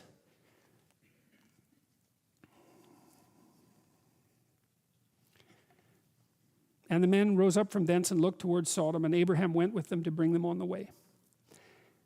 And the Lord said, shall I hide from Abraham that thing which I am about to do, seeing that Abraham shall surely become a great and mighty nation, and that all the nations of the earth shall be blessed in him? I guess God is talking to himself here, or maybe he's talking to the angels. But I think he's trying to make a decision. For I know him, that he will command his children and his household after him, and they shall keep the way of the Lord to do justice and judgment, that the Lord may bring upon Abraham that which he hath spoken of him. And the Lord said, because the cry of Sodom and Gomorrah is great, and because their sin is very grievous, I will go down now and see whether they have done altogether according to the cry of it, which has come to me. And if not, I will know. Well, we don't know what's happened in Sodom and Gomorrah, but we know that God's got wind of it and that that's not good. And we know that sin means to miss the mark. And so we know that whatever has happened in Sodom and Gomorrah means that something about the natural ethical order of things has been seriously violated. And there's a strong intimation in the Old Testament, which I think, by the way, is completely correct, that if the proper order of being is violated, and that's something like the balance between chaos and order, say, if the proper balance of being is violated, then all hell will break loose. And one of the things I can tell you from reading a very comprehensive set of myths from around the world is that that's a conclusion that human beings have come to everywhere. Stay on the goddamn path and be careful. Because if you start to mess around and you deviate, especially if you know that you're deviating, things are not going to go well for you. And that idea is everywhere. And I think it's right. I think the idea is right because there aren't that many ways of doing things right, and there's a lot of ways of doing things wrong. And if you do things wrong, the consequences of doing them wrong can be truly catastrophic. One of the things I learned from reading Viktor Frankl first, but then Alexander Solzhenitsyn, who I think did a deeper job, was that, and Václav Havel thought the same thing, that these people were very much trying to understand what happened in places like Nazi Germany and in the Soviet Union. Solzhenitsyn's Gulag Archipelago is a particularly good analysis of what happened in the Soviet Union. And his conclusion, and it's a 2,100-page conclusion, and it's like hammered home with a hammer. It's a book that everyone should read. Assuming that you can read a 2,100-page scream, because that's basically what it is. First of all, what he does is document just how terrible things were in the Soviet Union between 1919 and 1959. And no matter how terrible you think they were, unless you know the stories, they were a lot more terrible than that. And they were terrible personally, because everyone lied. They were terrible in families, because 2 out of 5 people were government informers. They were terrible among friends because no one could tell each other the truth. They were terrible socially because the whole system was corrupt and ran on slave labor. And they were terrible philosophically because the doctrine of man upon which the state was founded was hopeless and nihilistic. And they were murderous, destructive, and genocidal. It's like they got it wrong at every single level of analysis simultaneously. And the question is, why? And Solzhenitsyn's answer, and to some degree Viktor Frankl's answer as well, and Václav Havel, and I would say also Nelson Mandela and Gandhi, they all ended up in the same conceptual sphere. And the answer was because individual people lived crooked lives. Because individual people swallowed lies and spoke them and didn't stand up for the truth. And the corruption that spread from each individual pulled the entire state mechanism into that corruption and made everything into hell. You know, there are other theories. Obedience, right? That's kind of the Milgram idea from that it's easy to make human beings obedient to people in authority. And I've explored that idea quite a bit with regards to what happened, for example, in the Nazi concentration camps. And yes, you can set circumstances up so that people are likely to be obedient to orders that are pathological. There's no doubt about that. And yes, sometimes that's indicative of the weakness of their character, but that's not the issue. And the idea that what happened in Nazi Germany was because a population of good people listened to a tiny minority of bad people, that's really not a good theory. The Nazi ethos was there at every single level of the social organization, right? Right from the familial, all the way up to the leadership. It was the same thing all the way up and all the way down. And the same thing in the Soviet Union. And so, so if you miss the mark, which is apparently what the people of Sodom and Gomorrah did, their sin was grievous, then they risked destruction. And I just cannot see how, after the 20th century, anybody with any sense could possibly not see that as true. And I think that there's a line in the Old Testament, you know, that the fear of God is the beginning of wisdom. And I can tell you one of the things that frightened me badly was the realization from reading Solzhenitsyn and a variety of other things that I was reading at the same time, that Dostoevsky as well, because he makes the same point. He said that a human being is not only responsible for everything they do, but for everything that everyone else does. Now, you know, that's crazy, and he was an epileptic and a mystic, and that's a crazy thing to say. But it's also, there's something about it that's true, because if you were better, the people around you would be less worse than they are. And if you were good enough, you don't know how much better the people around you would be. And so there's this idea too, you know, that Christ took the sins of the world unto himself. That's a complicated idea, man. I wrestled with that one for a very long time, but I think I figured out, at least in part, what it means. It meant that it's something like the realization of complete humanity.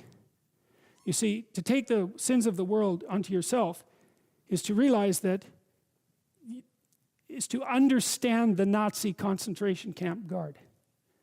Because that person is human, and so are you.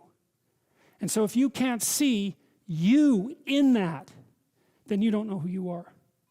And if you can see you in that, well, then you've started to take the sins of the world onto yourself, because you've actually started to take responsibility for those terrible things. You know, I think it's the motif of the motto of the Holocaust Museum in Washington. We must never forget. That's close. And I think, well, you can't forget. You can't remember what you don't understand. You will forget what you don't understand. And the question is, well, what are you supposed to remember about the Holocaust? It was a historical event, that 6 million people died. That's not what's to remember. What's to remember is that's what people can do. And you're one of them. And if you don't understand that you could do that, then you don't know who you are.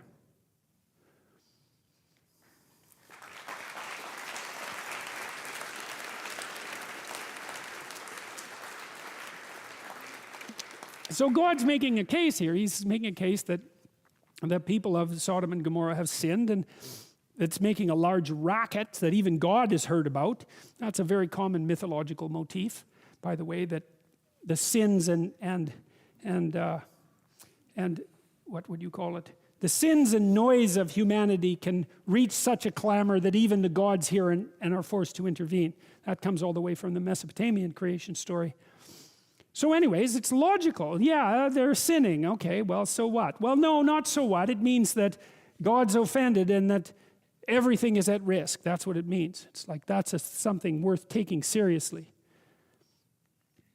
And the men turned their faces from thence and went towards Sodom. But Abraham stood yet before the Lord. And Abraham drew near and said, "Will thou also destroy the righteous with the wicked?" This is a very interesting part of the story. A friend of mine took me to task the other day when I was writing about portraying the Old Testament God as pretty harsh and judgmental, and the New Testament God is sort of all loving, which he isn't, because there's the whole book of Revelations thing. But I got that partly from reading Northrop Frye. But going through the Old Testament in more detail, I realized that is a too low resolution interpretation, and that God, who's dispensing a fair bit of harsh justice in the Old Testament, is also someone who can be negotiated with, weirdly enough. And that's what happens here. You know, Abraham has just been told that whatever's going on in Sodom and Gomorrah is seriously not good, and that God's going to do something about it. And he takes it upon himself, this is an act of mercy, to ask God to be a bit more judicious, right? It's like, okay, you're going to wipe out the city. Well, bad things are happening there. But, you know, there's probably a few people in the damn city that aren't completely corrupted by what's going on there. Of course, that's an open question. You know, because it's an open question. For example, how many people there were in Nazi Germany who weren't completely corrupted by what was going on in Nazi Germany? And the same thing could be said about Maoist China. And the same thing could be said about the Soviet Union. It's like, well, perhaps there was a person somewhere who didn't understand at some level what was happening. But, you know, the whole issue of willful blindness certainly springs to mind, if nothing else. Anyways, Abraham decides to intercede with God on behalf of these people who are going to be destroyed. He says, "Wilt thou also destroy the righteous with the wicked? Perhaps there be 50 righteous people within the city. Will you also destroy and not spare the place for the 50 righteous that are there? That be far from thee to do after this manner." He's kind of reminding God that he's a good guy, as far as I can tell. "To slay the righteous with the wicked, and that the righteous should be as the wicked. That be far from thee. Should not the judge of the earth do right?" And the Lord said, "If I find in Sodom 50 right," he seems a bit taken aback here to me. "If I find in Sodom 50 righteous within the city, then I will spare the place for their sakes." And Abraham answered and said, "Behold now, I have taken upon me to speak upon the Lord, unto the Lord, but I am but dust and ashes. Possibly there shall lack 5 of the 50 righteous. Wilt thou destroy all the city for lack of 5? And God said, "If I find there 45, I will not destroy it." And Abraham spoke unto him yet again and said, he's kind of sneaking up on God here. "Peradventure there shall be 40 found there." And he said, "I will not do it for 40's sake." And he said unto him, "Oh, let the Lord not be angry, and I will speak. Possibly there shall be 30 found there." And God said, "I won't do it if I find 30 there." And Abraham, who seems really to be pushing his luck by this point, says, "Behold, I have taken upon me to speak unto the Lord. Possibly there shall be 20 found there." And God said, "I won't destroy it for 20's sake." And he said, "Oh, let the Lord not be angry, and I will speak yet, but this once. Perhaps 10 shall be found there." And he said, "I will not destroy it for 10's sake."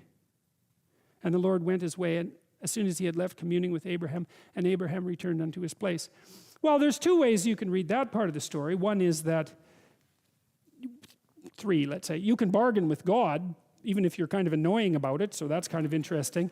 And the second is that even if there's a minority of good in a place that isn't good, it won't be slated for destruction. That's kind of a good thing. And the third is, a minority of good in a place can keep it from being destroyed. And that's a really good thing too, and I believe that as well. I think that good is more powerful than evil. Naivety isn't, but I think that good is. And I think that in a place that's corrupt, a minority of people who stand forth against the corruption can prevail. Now,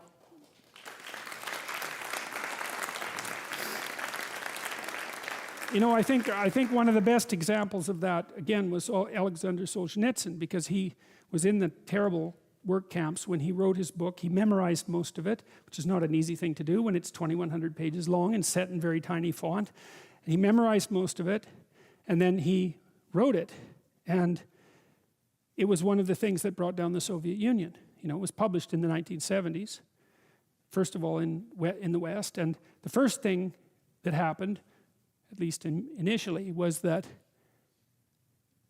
the communism as an ethical system lost absolutely all credibility whatsoever among anyone who is even vaguely educated immediately upon the publication of the Gulag Archipelago.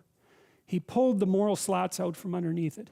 And the book was definitely one of the reasons, there were many, but was definitely one of the reasons why the rotten system crumbled and fell without a war.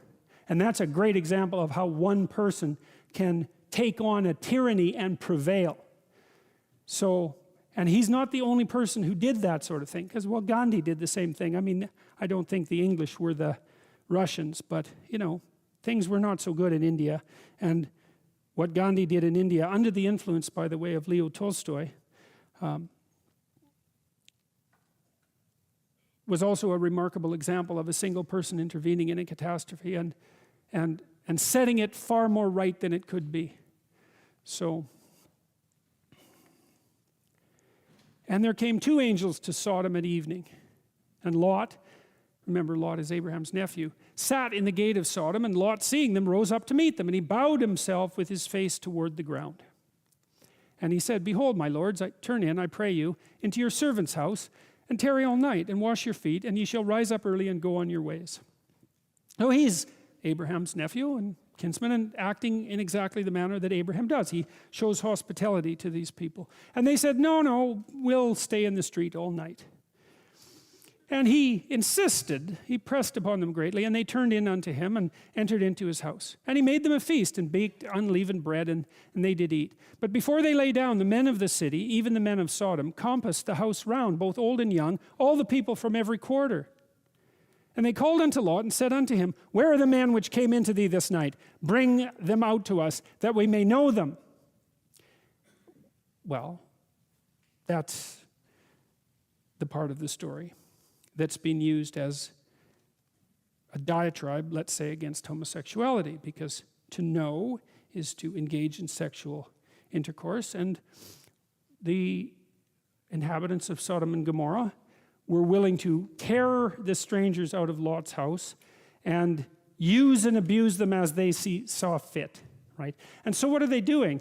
Well, they're violating the principles that govern appropriate conduct with the stranger. And maybe the stranger is something you shouldn't mess with, because you don't know who you're messing with. So that's like warning number one. Well, and they're violating the essential principles of hospitality. And then there's the sexual thing here, I think, the sexual thing here is something more like the absolute danger of immediate gratification, sexual included, outside the constraints of any civilized structure whatsoever, right? Because that's as uncivilized behavior as you could possibly hope for, right? Strangers come into your city, they're in the house of someone who's part of your city, they're being shown hospitality, a mob shows up and says, "Fork them over, man. We're going to do whatever the hell we want to them, and it's not going to be good. And if you get in the way, things are going to go even worse for you." So that's what it seems to me to be. It's completely dysregulated behavior. It's behavior that's outside the confines of any civilized structure whatsoever. It's an indication that the social structure of the entire society has collapsed, so that there's nothing left for the inhabitants to do except to engage in the most brutal of immediate gratification and destruction. Well, so what does Lot do? "I pray thee, brethren, do not do so wickedly. Behold now, I have 2 daughters which have not yet known man. Let me, I pray you, bring them out unto you, and you do to them as is good in your eyes, only unto these men do nothing. And therefore came thee under the shadow of my roof."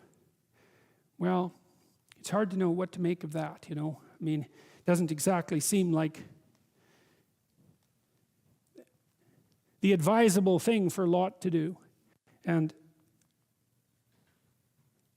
But I think at least what it is an indication of the degree to which he took the solemn vow of hospitality seriously. And I think that's the idea that the story is trying to promote. And the angel said, "Stand back." Oh, and the men said, "Stand back." And they said again, "This one fellow came in to sojourn to talk to us, and he will needs be a judge. Now we'll deal worse with him than with them." And they pressed sore upon the man, even Lot, and came near to break the door. Maybe what Lot thought was something like, well, we're done. Like, we're all done with this mob. And perhaps I can spare some of us. And they pressed sore upon the man, even Lot, and came near to break the door. But the men, this is the angels, put forth their hand and pulled Lot into the house to them and shut the door. And they smote the men that were at the door of the house with blindness, both small and great, so that they wearied themselves to find the door. So they were so corrupt that they were blind and could not see now, even to find the door. And the men then said unto Lot, "Hast thou here any family members, son-in-law, and thy sons and thy daughters, and whoever thou hast in this city, get them out of the place, for we will destroy this place, because the cry of them is waxen great before the face of the Lord, and the Lord has sent us to destroy it." And Lot went out and spake unto his sons-in-law, which married his daughters, and said, "Up, you get out of this place, for the Lord will destroy this city." But he seemed as one that mocked unto his sons-in-law.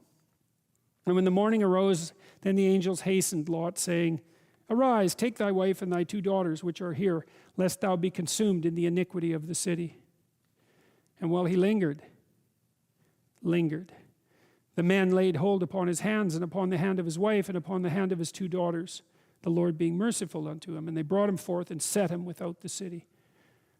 So this is an indication of the danger of not acting with appropriate haste when the time has come. I mean, Lot's already seen what happened. He saw that the men came to his door. He saw that they were murderous rapists. He saw that the angels took them out. And he's still hesitant to leave that place. And so I guess one of the things that this story requires people to ask themselves is, are you in a place that's so bad that you should leave? Or when are you in a place that's so bad that you should leave? And if you are in a place that's so bad that you should leave, then the time to leave is now, because there's no time to waste. And it came to pass, when they had brought them forth abroad, that he said, "Escape for thy life, look not behind you, neither stay thou in all the plain. Escape to the mountain, lest thou be consumed." And Lot said to them, "Oh, not so, my Lord. Behold now, thy servant hath found grace in thy sight, and thou hast magnified thy mercy, which thou hast showed me into saving my life. But I cannot escape to the mountain, lest some evil take me, and I die. Behold now, there's a city near to flee unto, and it's a little one," which means maybe it's not big and corrupt like Sodom and Gomorrah. "Oh, let me escape thither. Is it not a little one, and my soul shall live?" Matthew Henry said, "Lot lingered, he trifled. Thus many who are under convictions about their spiritual state and the necessity of a change defer that needful work."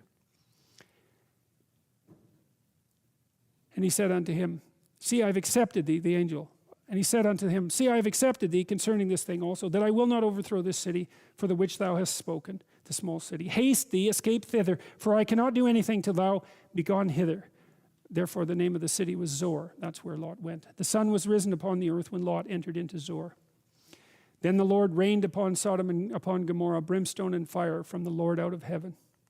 And he overthrew the cities and all the plain and all the inhabitants of the cities and that which grew upon the ground. But his wife looked back from behind him, and she became a pillar of salt.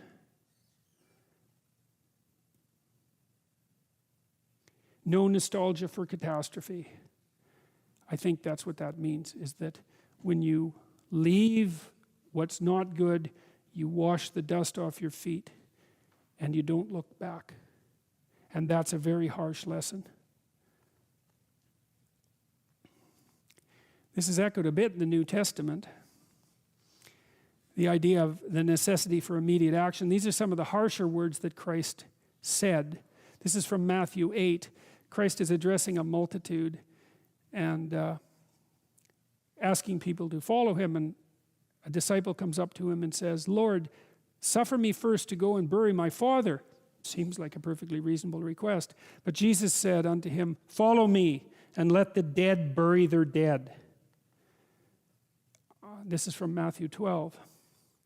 While he yet talked to the people, behold, his mother and his brethren stood without, desiring to speak with him. Then one said to him, "Behold, thy mother and thy brethren stand without, desiring to speak with thee." But Jesus answered the one who was telling him and said, "Who is my mother and who is my brothers? For whosoever shall do the will of my Father which is in heaven, the same is my brother and sister and mother." Well, what does all that mean? It means that there's no excuses whatsoever for not getting up and getting at it. That's what it means. And it means that, it even means that when people are beset with a catastrophe, like let's say the death of their father, that they are prone to use that as an excuse for not going about the business that they should be going about. Because they can say to themselves, well, I would accept. And accept, there's always good reasons. I mean, believe me, there's always good reasons for not doing what you should. That's for sure. The reasons pile up day after day to not do what you should, especially because you're aiming at things in the future. You can put them off indefinitely, right, because of the demands of the day. But these stories, they say a variety of things, you know, especially in combination. They say, when you leave somewhere terrible, do not look back. There's no nostalgia. That's the letting the dead parts of yourself go. And then if you're going to follow the good, there's no excuse not to do it, and it means no excuse whatsoever under any circumstances. And then it's taken even farther with regards to familial relationships. It is, you can't even let them stand in your way. And I think that's all true. And I think I've seen virtually all of that in my clinical practice. Like, there's no excuse whatsoever for not getting at what it is that you should be doing. And I think there's something else that's going on here, especially in the New Testament stories, which is even maybe worse, which is it's absolutely reprehensible to justify your inaction with a catastrophe that extracts mercy from other people, right? There's a tricky game that's going, well, of course I can't do that. Look at the terrible thing that's just happened to me. It's, yeah, okay, I understand. You're absolved of any necessity to move forward because of your current catastrophe. It's like, well, actually you're not. And it's rather rude of you to use it as an excuse. And it's certainly counterproductive. And Abraham got up early in the morning to the place where he stood before the Lord. And he looked toward Sodom and Gomorrah and toward the land of the plain. And behold, and lo, the smoke of the country went up as the smoke of a furnace. And it came to pass when God destroyed the cities of the plain that God remembered Abraham and sent Lot out of the midst of the overthrow, when he overthrew the cities in the which Lot dwelt. And Lot went out of Zoar and dwelt in the mountain, and his 2 daughters with him, for he feared to dwell in Zoar. And he dwelt in a cave, he and his 2 daughters. And the firstborn said unto the younger, Our father is old, and there's not a man in the earth to come into us after the manner of all the earth. Come, let us make our father drink wine, and we will lie with him, that we may preserve the seed of our father. And they made their father drink wine that night, and the firstborn went in and lay with her father, and he perceived not when she lay down, nor when she arose. And it came to pass on the morrow that the firstborn said unto the younger, Behold, I lay yesternight with my father. Let us make him drink wine this night also, and go thou in and lie with him, that we may preserve seed of our father. And they made their father drink wine that night also. And the younger arose and lay with him, and he perceived not when she lay down, nor when she arose. Thus were both the daughters of Lot with child by their father. Well, it's like the story, the story's outlined the catastrophe of Sodom and Gomorrah, essentially the ethical catastrophe of Sodom and Gomorrah. The dissolution of the civilized constraints that should regulate all behavior. And then the city is destroyed, but there's an echo of it afterwards, right? Because Lot had lived in Sodom and Gomorrah. And what happens to him, even after he escapes, is that he gets tangled into an incestuous web. And so I think that it's not foreshadowing, it's post-shadowing, if there's such a thing. It's an echo it's an echo and a reminder of how terrible whatever it was that was happening in Sodom and Gomorrah was. That even after escaping, the iniquity still remained.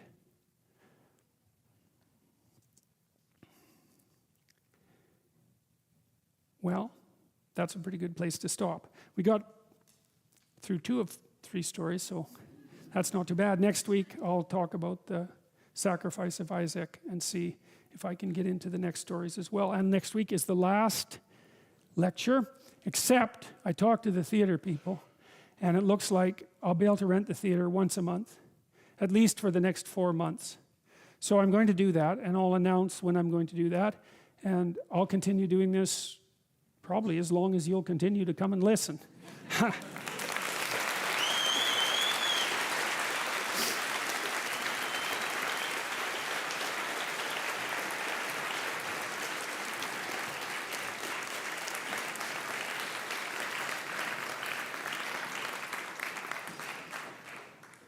I could tell you something cool that happened too, if you want.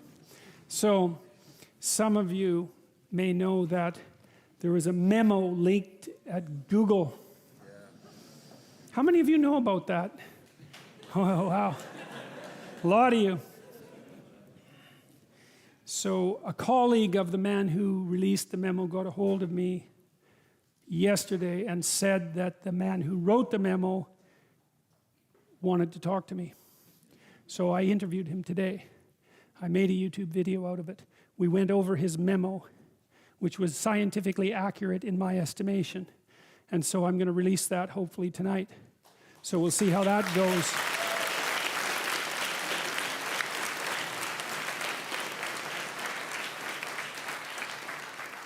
He got fired last night, right? He got fired for perpetuating gender stereotypes.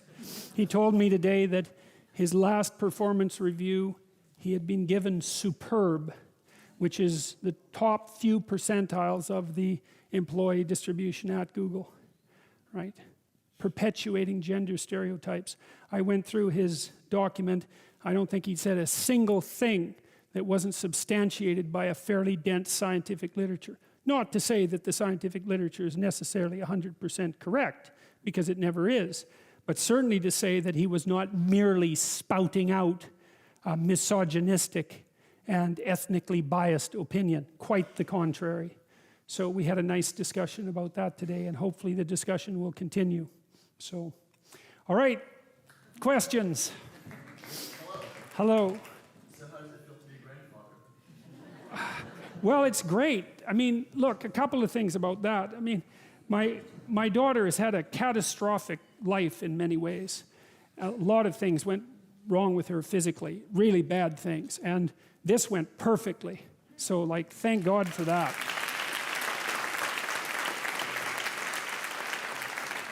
So then, and then the other thing is, I love kids, you know. Now, infants, well, you know, it's not, infants are cool and interesting, but I'm not sure exactly what to do with them, you know.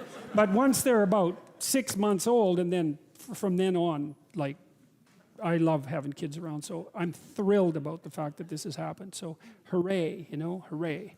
So thanks for that. So more as an aside, but what you said about not pushing aside the things of the day kind of made me think of Nike's motto, just do it. So that was, I thought, cool. But my question was that when you were talking about circumcision being a contractual relationship between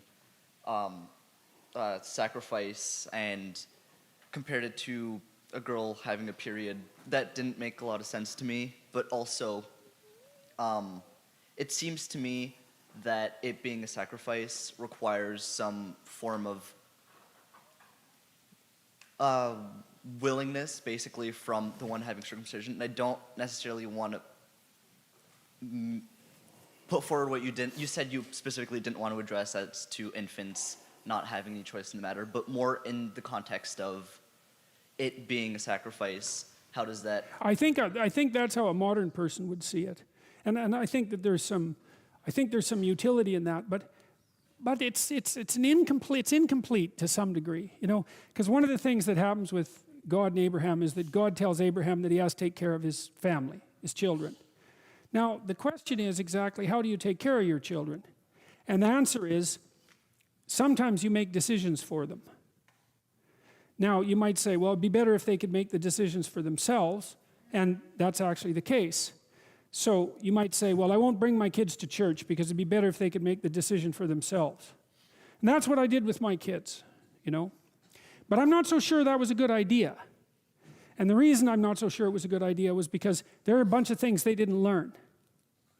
Now, the degree to which a parent should exercise control over his or her child is indeterminate.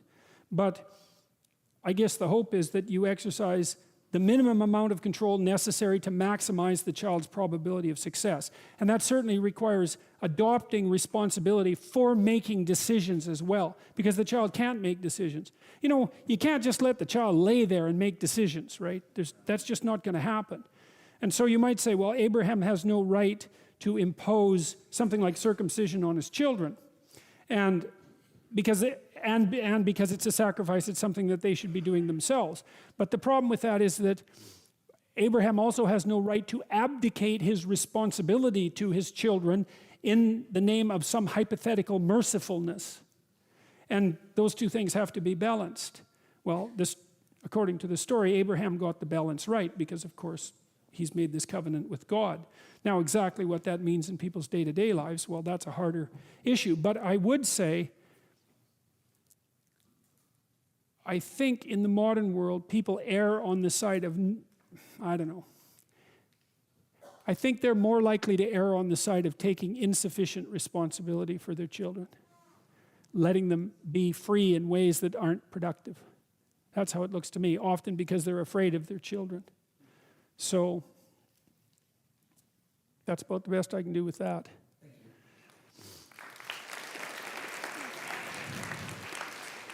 Dr. Peterson, I've recently started reading Maps of Meaning, and there was something in the introduction to that story that I found particularly, the introduction that you wrote before you went into all the, that I found particularly compelling, I guess.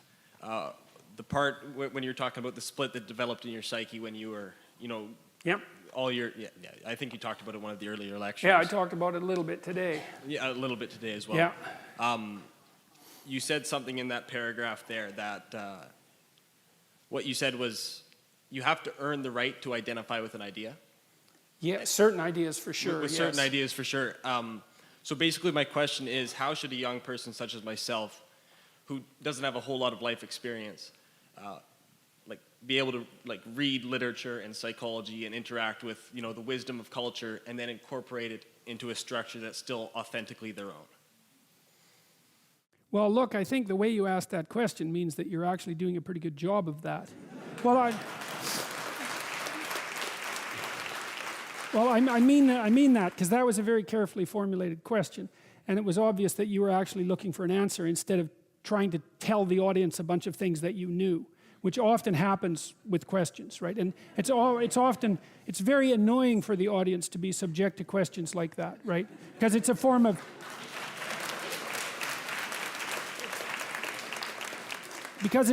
manipulation. It's like, well, I'll cap this off with a question, but actually it's a speech. So I would say you probably already know the answer to that. But then I could elaborate on that a little bit. It's like, there are a lot of books that people have historically regarded as great. You might as well start by assuming that they're at least greater than you, right? And to approach them with that frame of mind. Because even if there's much in them that perhaps is no longer relevant, often less than people assume, there's much in them that will be of extreme benefit to you. And then with regards to making them yours, the kind of wisdom that you get from great books is practical wisdom. And you act it out. And so then what you do is you try to incorporate what you learn into your life, into your practices. And then if you incorporate it into your life and your practices, you build a bridge between you and the great idea, right? Because you figured out how to manifest itself in the conditions of your own life. That's something like making the archetypal personal, which is the right thing to do, right? It's the proper thing to do, because that expands your life upward and outward and ennobles you and brings you up as well. But so humility is part of it. It's like approach these books as if they have something to teach you. And then it's humility again in the second place is don't take the ideas to yourself until you've lived them. There'll be lots of time for that. And besides, even as a young person, it's not like you have nothing to say. But the only things that you have to say are your things to say. And it's not necessarily that easy to figure out what they are, but as I said, you did a fine job of that when you asked the question. So I think as far as I can tell, you already know what to do. So good, do it. Read everything great you can get your damn hands on.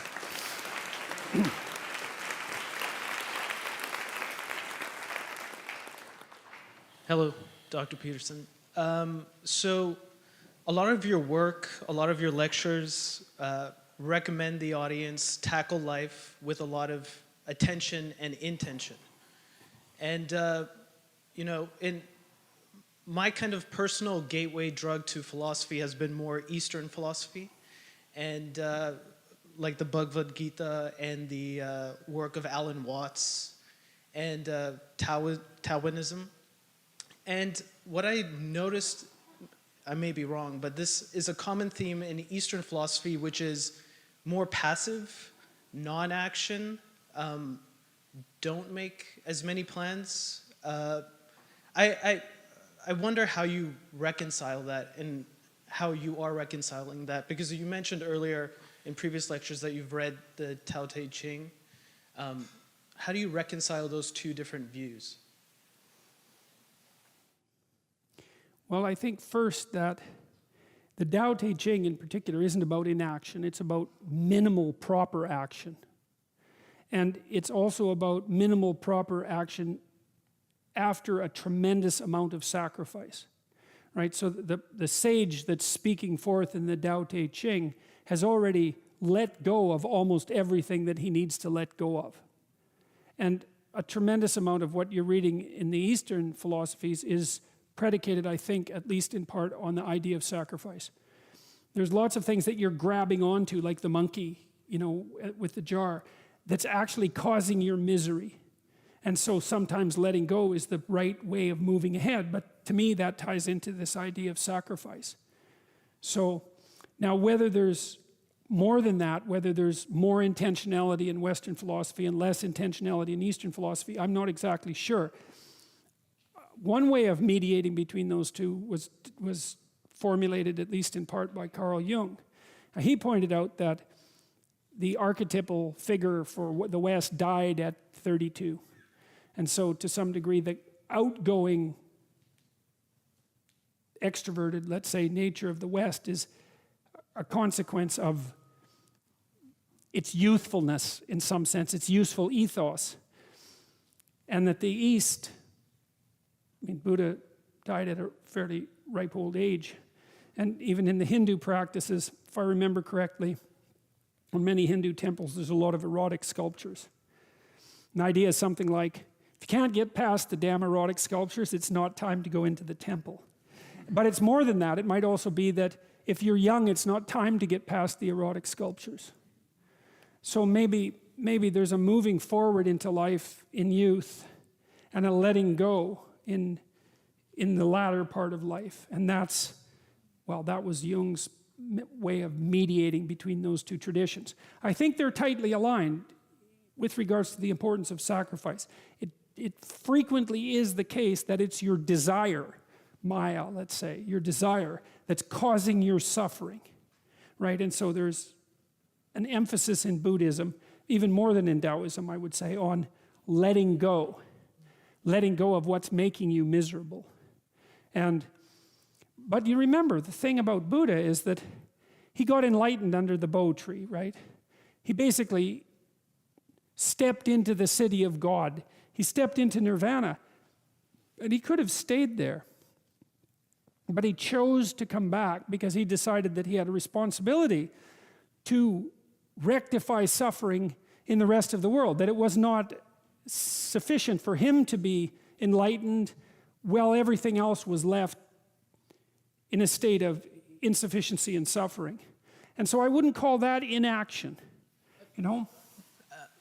It's I've made the mistake myself. It's inaction versus non-action. I actually had to look up non-action. Yes, that's good. And that's to really, the Tao Te Ching does a very good job of distinguishing between those two, because non-action is the minimal necessary action to keep the balance between order and chaos proper, right? The yin and the yang. And the Tao Te Ching is very, very emphatic about this. You detach and you watch. And when it's time to intervene, you intervene minimally, without a lot of arrogant self-propagandization, and you tap. And if you do that properly, you hardly have to do it at all. And it's as if you're doing nothing. And there's great wisdom in that book. I really like the Tao Te Ching. It's a remarkable document. And I've seen managers who were like that, who were really good at running their company, who did nothing. Well, and what they did, but first of all, they set up people to replace them. Because their idea was, well, if I'm a really good manager, then this place could run without me. There's a real humility in that. And then they just kind of wandered around the place talking to people. And if there was a bit of a problem, then they just, turned a knob 1/10 of a degree. And the place ran smoothly, and it was as if they were doing nothing. And what they were doing was detaching, so they weren't being buried by their current concerns. They were watching to see what was going on. And then they were minimally interacting. And that worked like a charm. So I think that I don't like the idea that all religious traditions are the same, because that just makes them into like a gray mass. But I don't see that there's any difference there that can't be bridged. I think as you look into the details, the bridges become more clear. Thank you. Yep.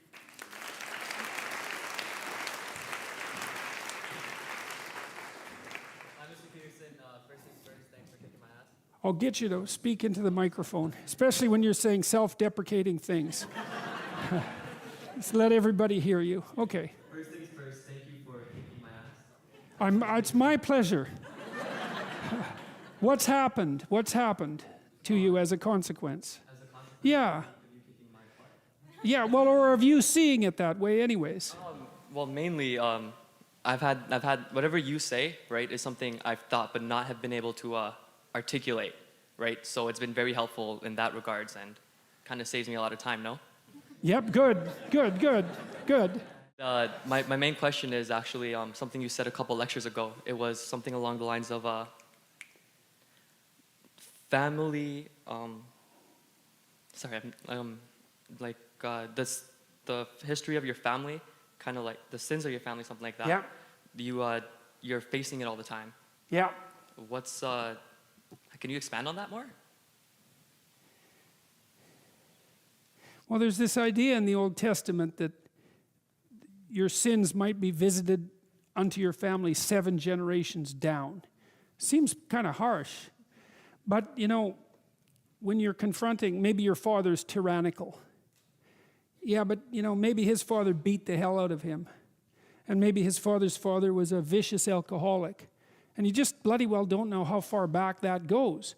And that means also you don't exactly know what you're dealing with. Right? To some degree you're dealing with your father, but only partly. What you're dealing with is the pathological paternal spirit, something like that. And it's better to think about that way, because it becomes an existential issue at that point. So you could say that, well, the father has 2 components, and I mean this psychologically speaking. There's the great father that's beneficial and protective, and that organizes society and teaches you how to speak and has produced all these wonderful things. And then there's the tyrannical, oppressive part of the father. Just like there's the terrible part of Mother Nature that's destructive, and the benevolent part of Mother Nature that's wonderful and productive. And you're stuck with that, right? You're stuck with having to mediate between those opposing forces, just like you're stuck with the adversarial part of yourself and the heroic part of yourself. And it's up to you to set those things right. Otherwise, they propagate into the future. And it isn't a straightforward thing to say how to set them right. There's quite a good movie about that. Magnolia, which I really love. It's by Paul Anderson, if I remember correctly. I hope that's right. It's a beautiful movie. And it's about this, part of it's about this kid whose father's really pushing him to be a superstar at a quiz show, right? He's a genius kid, eh? And the kid studies this guy named Charles Fort. You don't understand this movie if you don't know this, because you got to know about Charles Fort to understand Magnolia.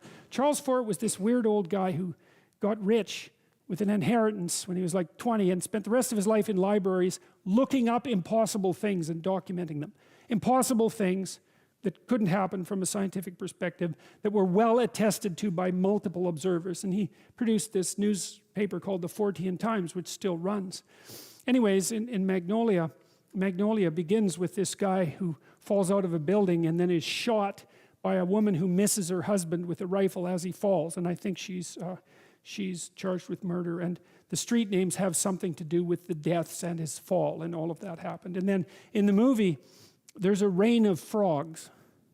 And there are rains of frogs from time to time. Sometimes they're frozen. Sometimes they're rains of fish. Sometimes they're frozen. It's like, what the hell? How does that happen? It happens quite frequently, as it turns out. There's a rain of frogs in the movie Magnolia. And this little kid, see, what happened to him is that he's on stage, and he ends up peeing his pants because of the pressure, basically, and humiliates himself. And then there's this rain of frogs, which he kind of takes as a sign from God. And then he goes to his father, even he's like 8 years old, this kid, and he says, you have to stop doing this to me. And he's dead serious about it, very careful, not being, what would you call it, insubordinate, nothing like that. He decides that that's coming to an end right now. And you have to make those decisions in your family, because otherwise things propagate down the generations, right? And every family is rife with pathologies of one form or another. And you can learn from that and refuse to push it forward. And that's part of, I think, what you do when you shoulder your existential burden, because everyone is the beneficiary and the victim of the tyrannical father, just like everyone is the beneficiary and the victim of Mother Nature and of themselves. And so you lock horns with that and straighten it out one way or another, and you don't move it forward to the next generation. So, and maybe you detach it a bit from your parents too, because God only knows what combination of catastrophes culminated in their particular forms of pathology. So, good enough?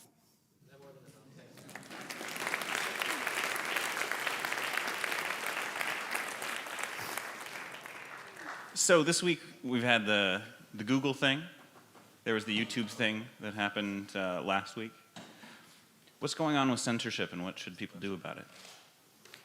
If you're in a workplace and pathological things are happening, this is easy. I can tell you how you know if pathological things are happening at your workplace or they're happening with you.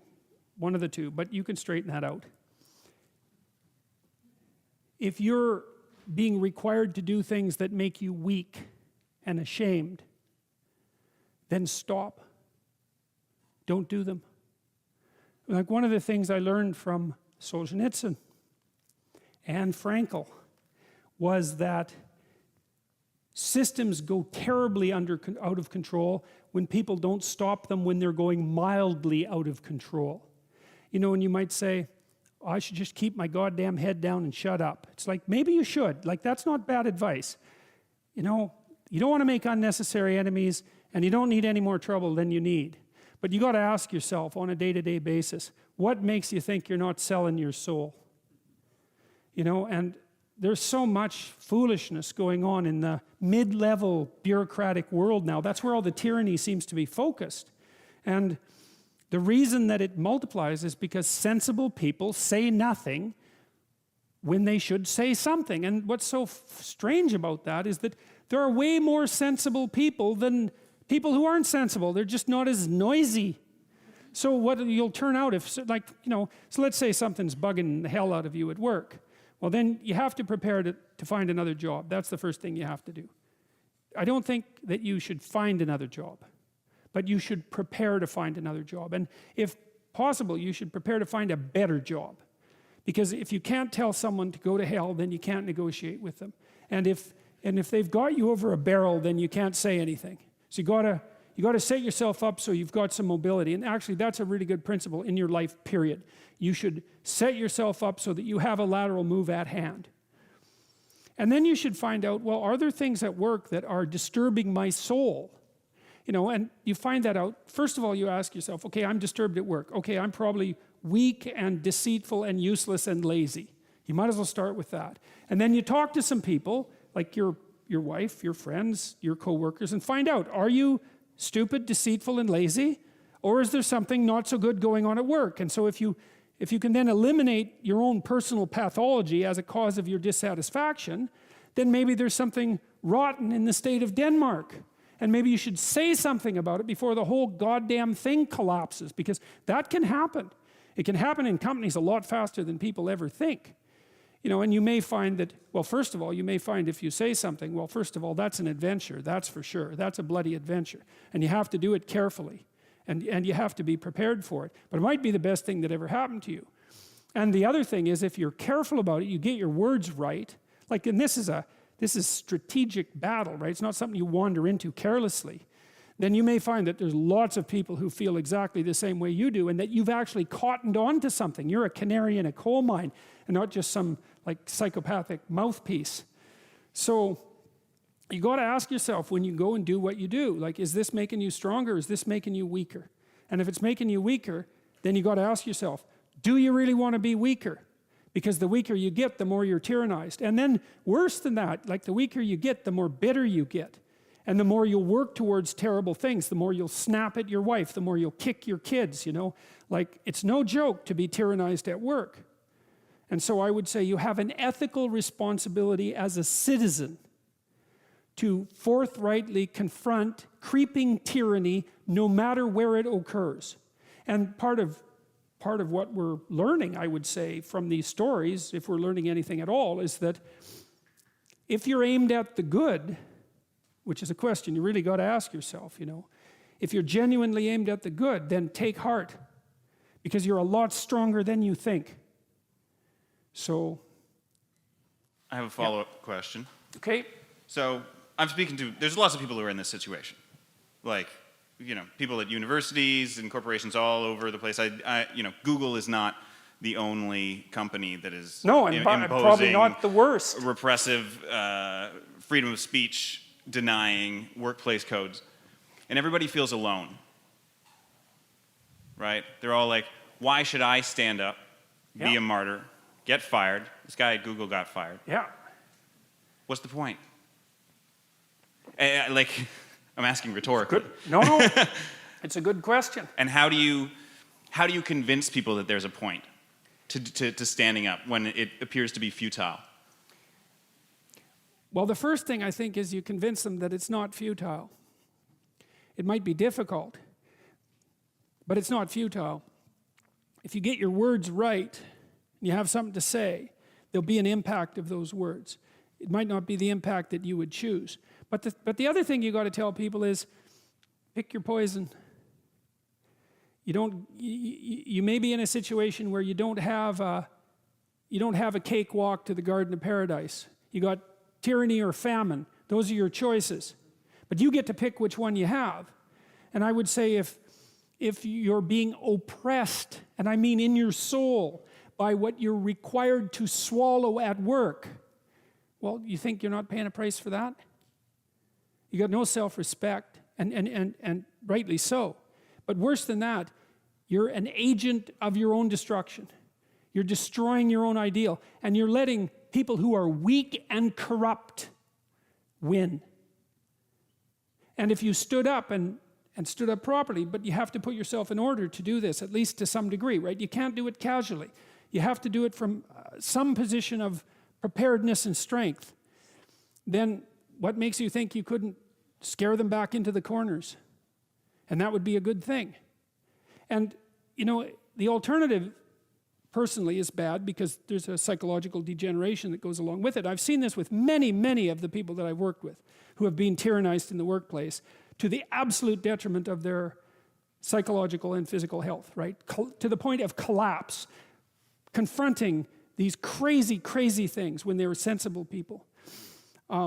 That's a terrible price to pay, man. Like it's a bad price. And then if the foolishness isn't dealt with at the local level, when it's still relatively trivial, then it will multiply until it's dealt with at the social level. And we're seeing signs of that already. Antifa is a good sign of that. And problems that aren't solved multiply, and soon people fight. And better to argue than to fight, unless you want to fight. And some people want to fight, and I can understand why, but I wouldn't recommend it because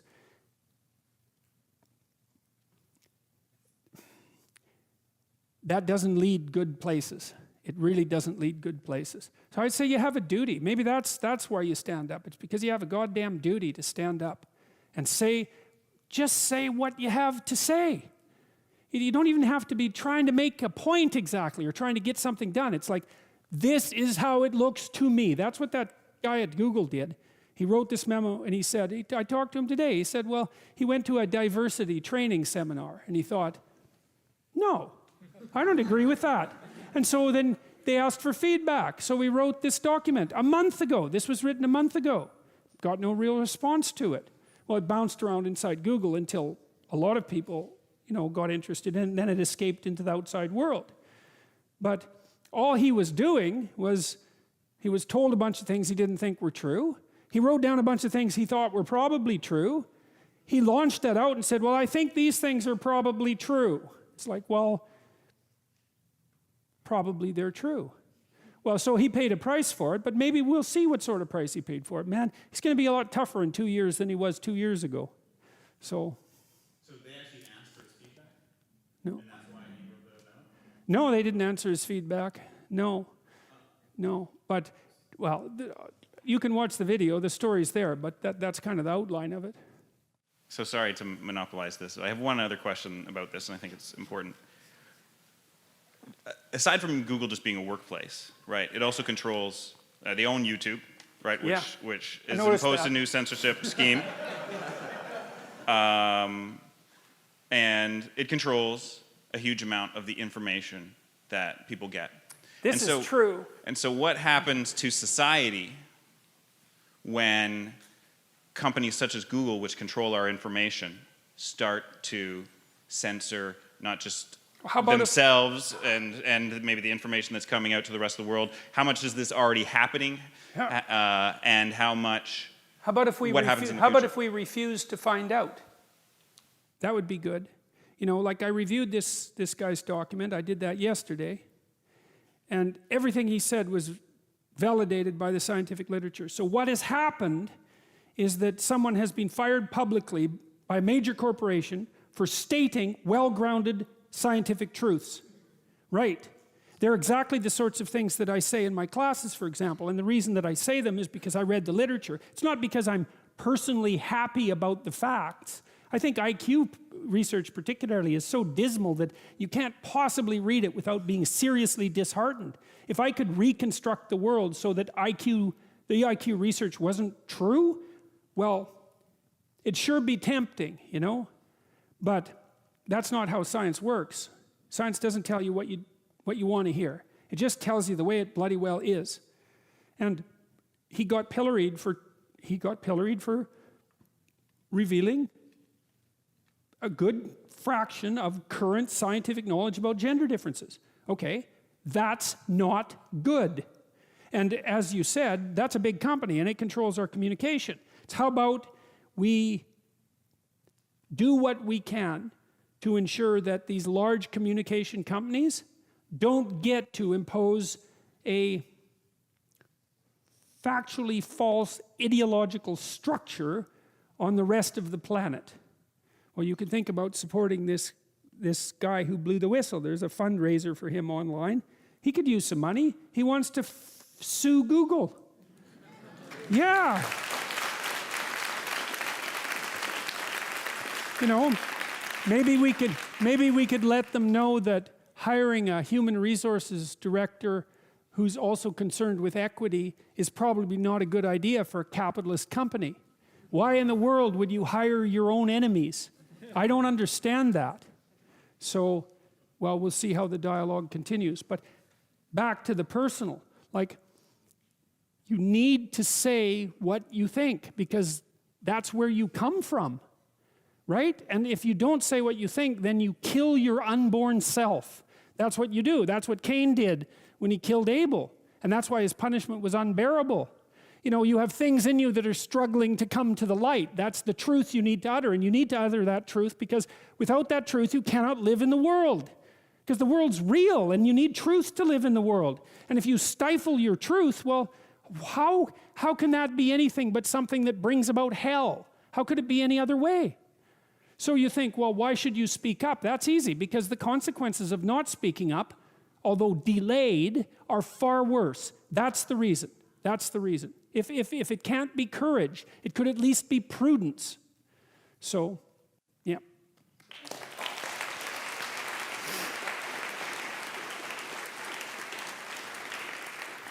One more. Hi, Dr. Peterson. First of all, kudos for mentioning Magnolia. It's one of my favorite movies. It's a great movie, man. So a few months ago, I had a dream, and when I told someone this dream, they suggested that I read the book of Revelations. Oh yeah, that's a bad dream, that. There's a lot of interesting stuff in that book. The thing that I found really interesting right off the bat was the state is represented in two instances as female, positively and negatively. And I was wondering if you had any thoughts on that in the context of, like in Maps of Meaning, you often talk about the state just as male or as masculine. Okay, first of all, I'm going to comment on your T-shirt. That's a lobster hierarchy with Horus at the top, isn't it? It's even better. It's the eye of a lobster. It's the best one that we found. Yeah, that's a good one. That's a good one. That one really cracked me up when I saw it. I really thought that was funny, man. Yeah. And when my graduate students used to meet, when I first talked about this lobster stuff, we'd meet for breakfast, and they were a very combative, snappy group of graduate students, and they were always trying to one-up each other with jokes, and whenever one really pulled a good joke on another, they'd stand up and, like... It was really funny. It was really funny. Okay, let's see. Can I answer that question?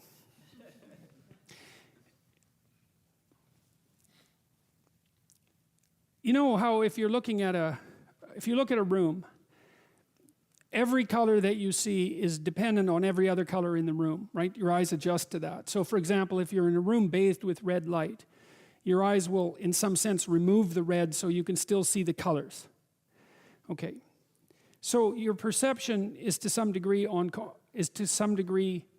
dependent on context. And that's one of the things that makes the symbolic interpretations tricky, because to see how something is represented symbolically, you actually have to look at the broader narrative context within which the symbols are embedded. So for example, let me see if I can get this right. If the story has an island and an ocean, then the ocean is often symbolically feminine and the island is symbolically masculine. But if the story is the island and the sky, then the island often becomes symbolically masculine and feminine, and the sky symbolically masculine.